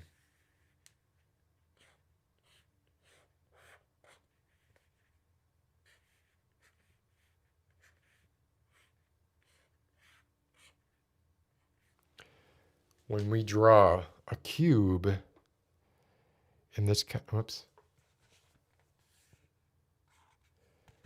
when we draw a cube in this old-fashioned childish way, right? What you're really drawing there is a two-dimensional representation of a three-dimensional object. Now, if you take a real cube and you measure it, every angle is a right angle, right? And all the line segments are equal sizes. But if you were to take a protractor to this here, you can easily see these are not right angles. That's an obtuse angle. That's an acute angle. These line segments are not the same length.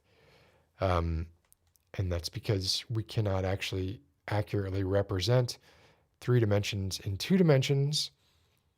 Fine.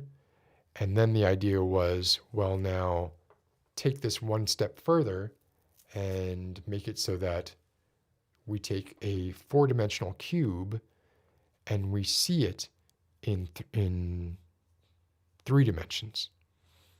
And that's when he brought out the tesseract, which is essentially a cube nested in another cube and all the vertices connected.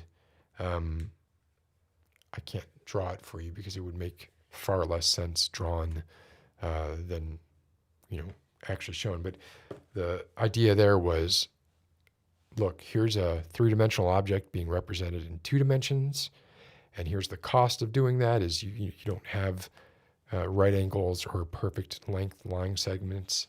And now here I'm showing you this three-dimensional object that is a tesseract, and it is essentially a poor 3D representation of the four-dimensional real tesseract. Yeah, I mean, we can talk about it, but we can't actually imagine it, right?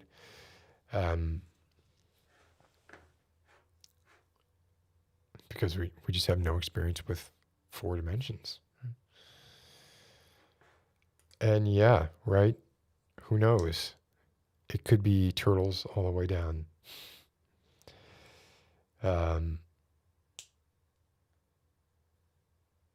Oh, I hear it saying.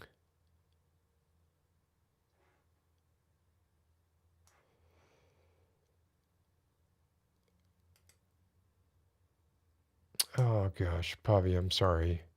So you're right, right? It's very easy for someone who has the option to have children to be like, oh, well, I don't want to, have children when there are people who would want nothing more than to have children. And I'm certainly not the kind of person who, like, I'm not, there's nothing prescriptive in anything that I'm saying. It's just ideas. But I apologize if that upset you.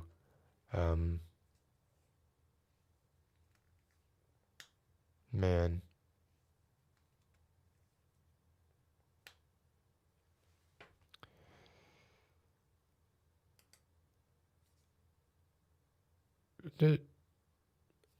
This sounds like this kind of sounds like it's being said in opposition to something that I said. I believe this. I believe that ultimately it doesn't matter. And while I do still have a sort of, feeling of moral obligation and wanting to fulfill the social contract,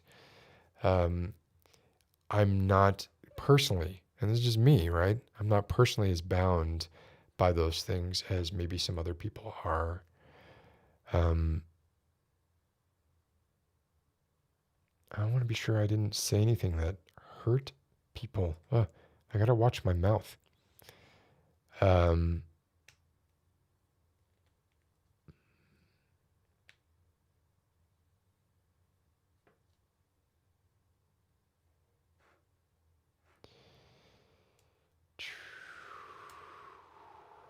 Gosh.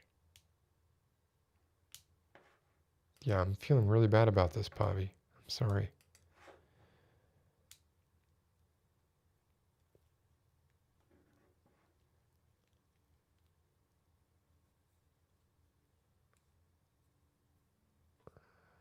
Let's see.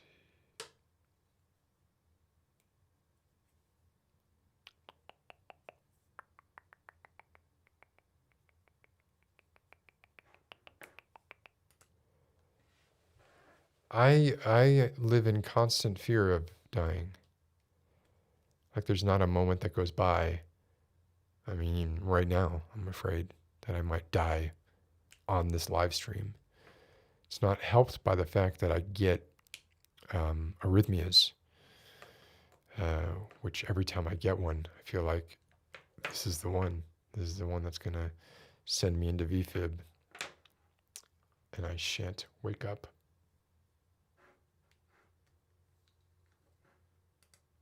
No, my whole life is fear. Like I'm one of the most anxious people like I know. What is a little weird, and this sounds self-congratulatory, and I don't mean it that way at all, but what is weird is like I'm really, really frightened by particular things, so much so that I'm not frightened by other things that other people are frightened by. I'm so afraid of death from within that I don't really think that much about death from without. And I've had that sort of called out to me by people in my life who have been like, what are you doing? Like why, um, why are you risking yourself like this, right? And when it's called to my attention, I'm like, oh, well, yeah, I guess you're right. Um, but the truth is, it's not that like I'm like a brave person. It's that I'm so obsessed with this other way of dying that I don't really think about like somebody mugging or killing me or dying in a car crash or like I don't. That's not the kind of stuff that frightens me. Um, I'm super frightened by lots of other stuff.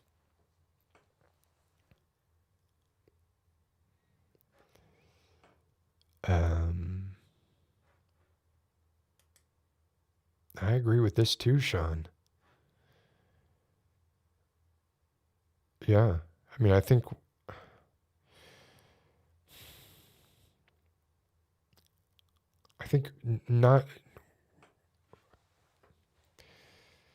not in ways that add up to anything, and in a lot of ways that cause trouble. Um,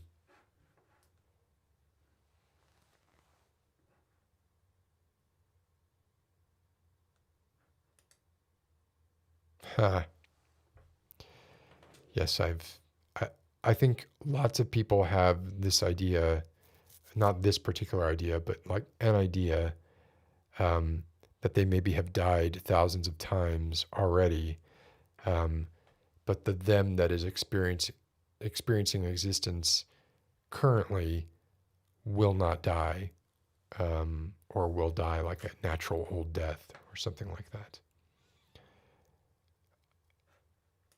No, that's cool, Flago. I appreciate it.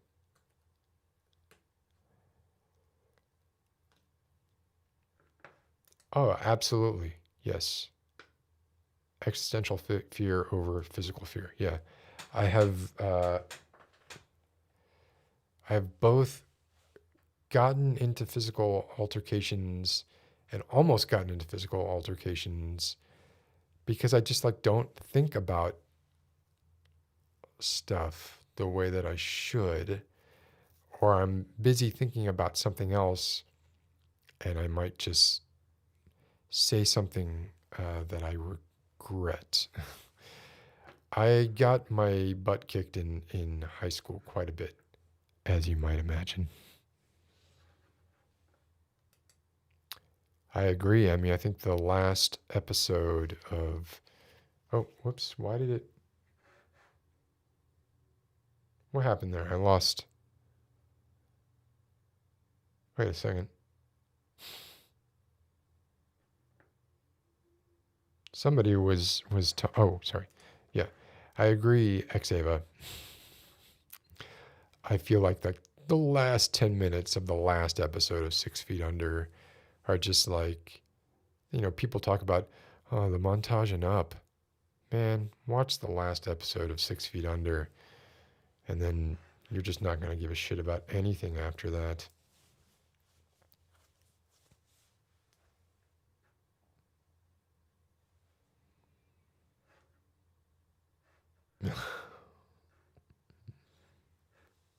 Yeah, some fascinating stuff.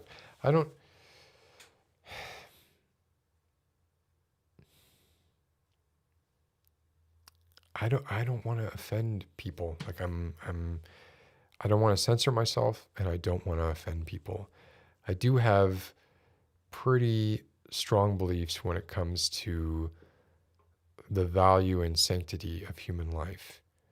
That is to say, I don't think it is as valuable or worthy of being sanctified um, as a lot of other people do. Um, I don't even know that I would say most, but and yet, you know, I'm gonna do whatever I can to not die for as long as I possibly can.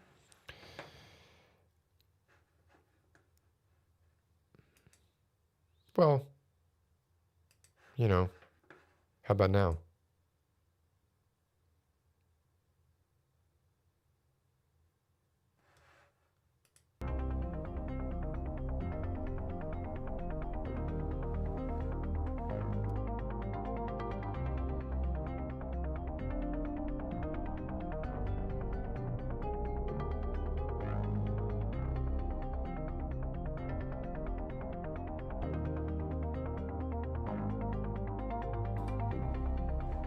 Was that?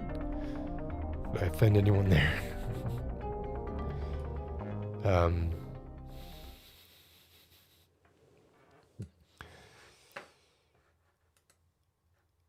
yeah, I don't think he was the first to say that. Um, I don't know. I don't know that he's ever expressed an original thought, to be honest with you. But oh,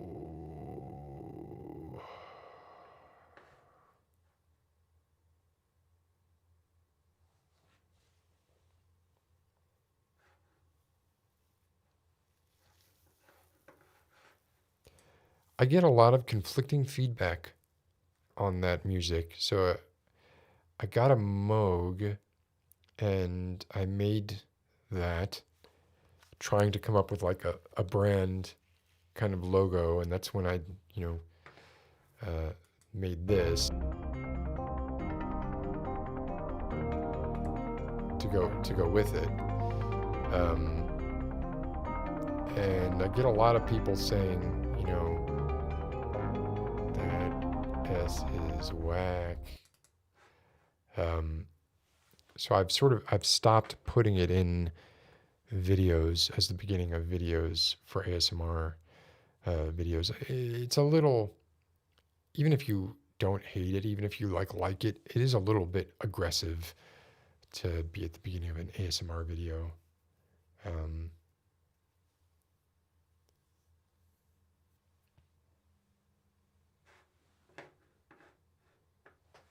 let's see.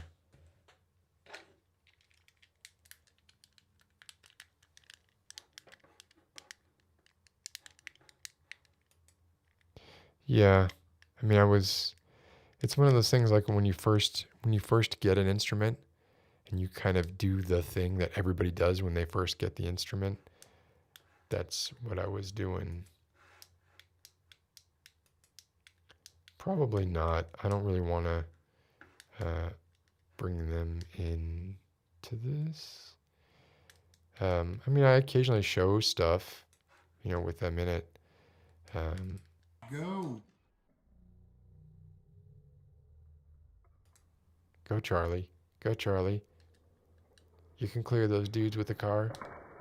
Do it. Do it. Oh, yeah.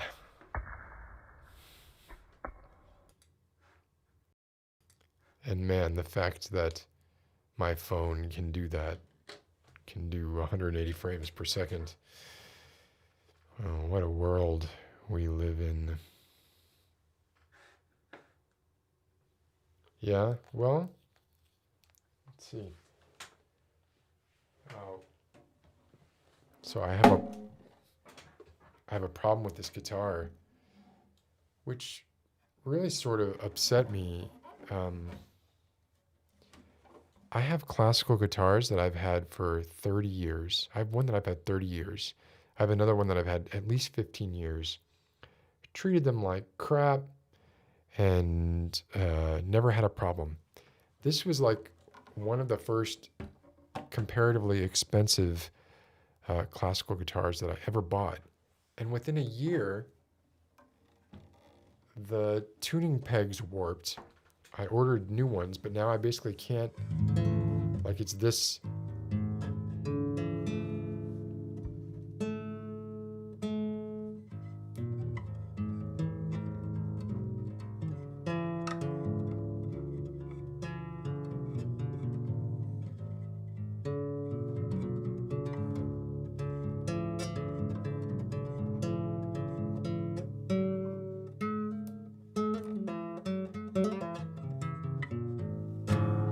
So it's like,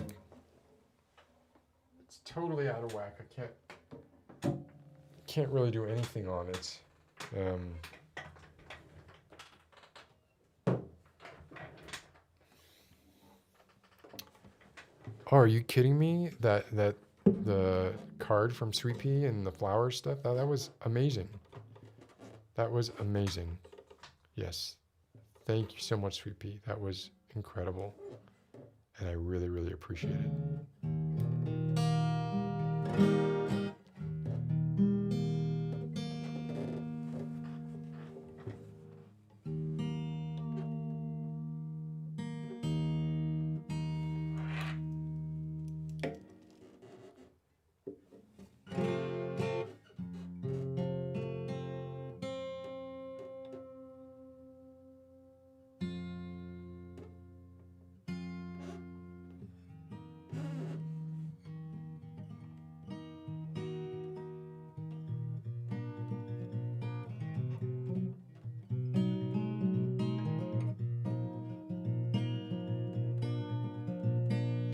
now I'm finding I've been playing classical guitar so much the last 6 months or so that playing steel string is really, really painful.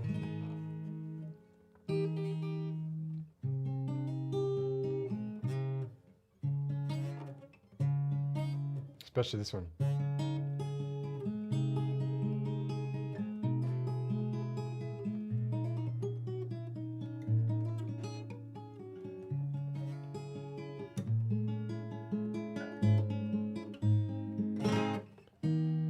Like, I don't even like doing it. It just.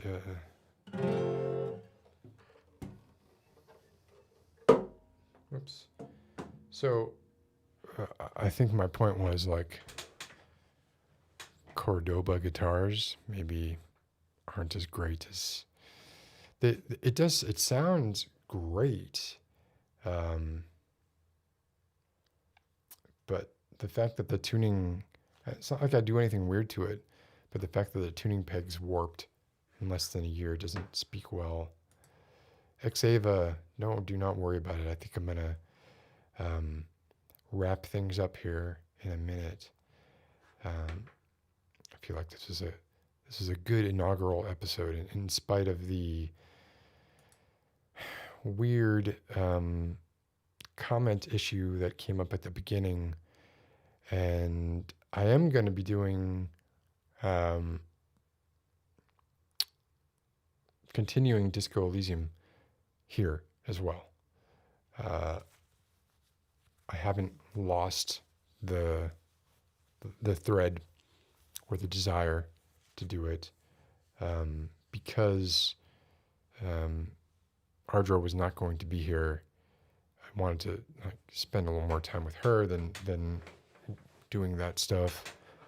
But now I'm going to have a lot more free time, and I do want to work on that one video that I was talking about, Cyclops, which will probably be called Cyclops or something with Cyclops in it, because it deals with what we were talking about, like the problems with knowledge about death, or your own death or after death, that kind of thing.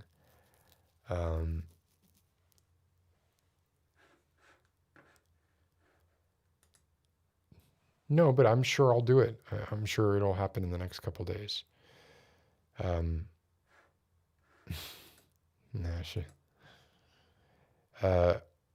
anybody have any questions or last minute questions or requests or anything? Maybe future things that they would like, to read or watch, or something for future discussion. Because I don't want to be all like, it's this. Also, I gotta show the spider. How can I show the spider? More whispering. I don't do a lot of whispering, do I? Maybe I'll try.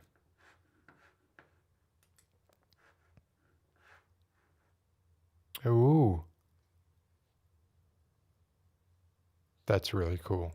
Good luck, Charles. I won't show the spider. Yes. Yes. Yes. Yes. I've always written, some way or another, and I've always done, I was in, writing stuff for games since I was about 19.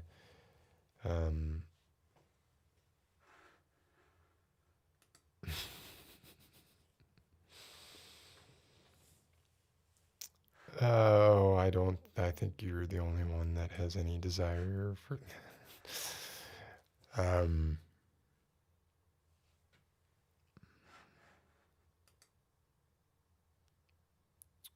Oh, I'm gonna have to check this. Yeah, I don't want to be too politically focused, But if it's something that we can talk about, maybe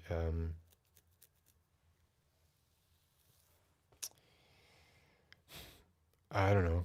Can it be about like homage to Catalonia or something about the Francisco Franco, or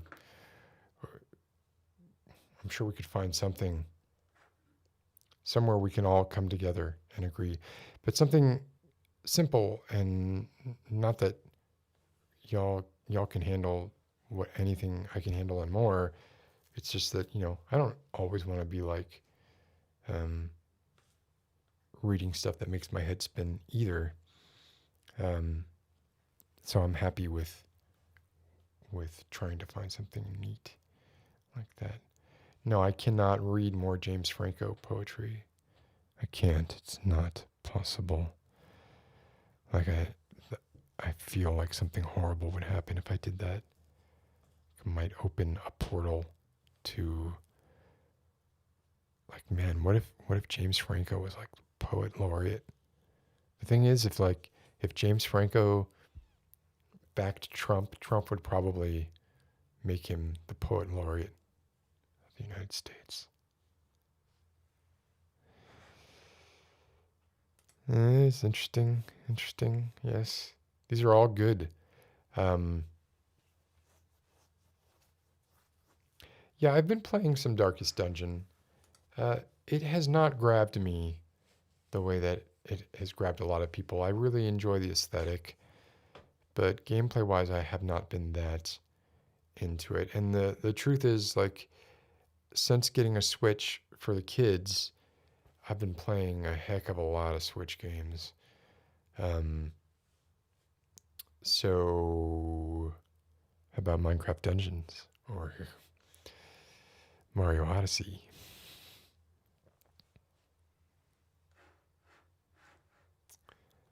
Okay, I'm gonna go to sleep, I think, and we'll figure something out. And I'll probably do a Disco Elysium stream Friday, probably. If not Friday, Saturday, one of those days, somewhere in there. I might do it at a different time of day so that different people are afforded the ability to attend.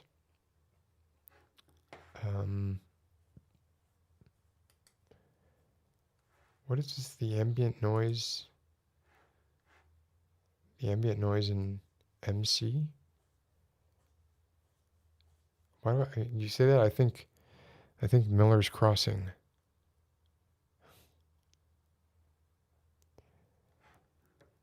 All right. Take care, everybody, and I will hope to see you all again soon. And thank you for coming over to the new channel. It's fits and starts, but hopefully now it's like the beginning of something new, and we can make it whatever we all want it to be. So, don't hesitate to shout stuff out. I really do appreciate it. And I hope you all have a good night. And we'll do this again, very, very soon. And sleep well. And stand back and stand by. These are two things like we should not do. Let's not stand back. And let's not stand by. Let's let the Proud Boys stand back and stand by, and we can take over the world while they're not looking.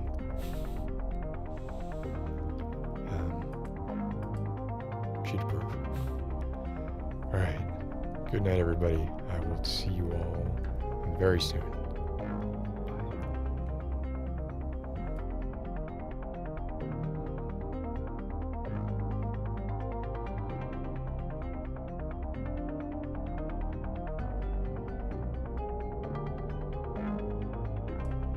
That did not work the way I was supposed to. Apologies.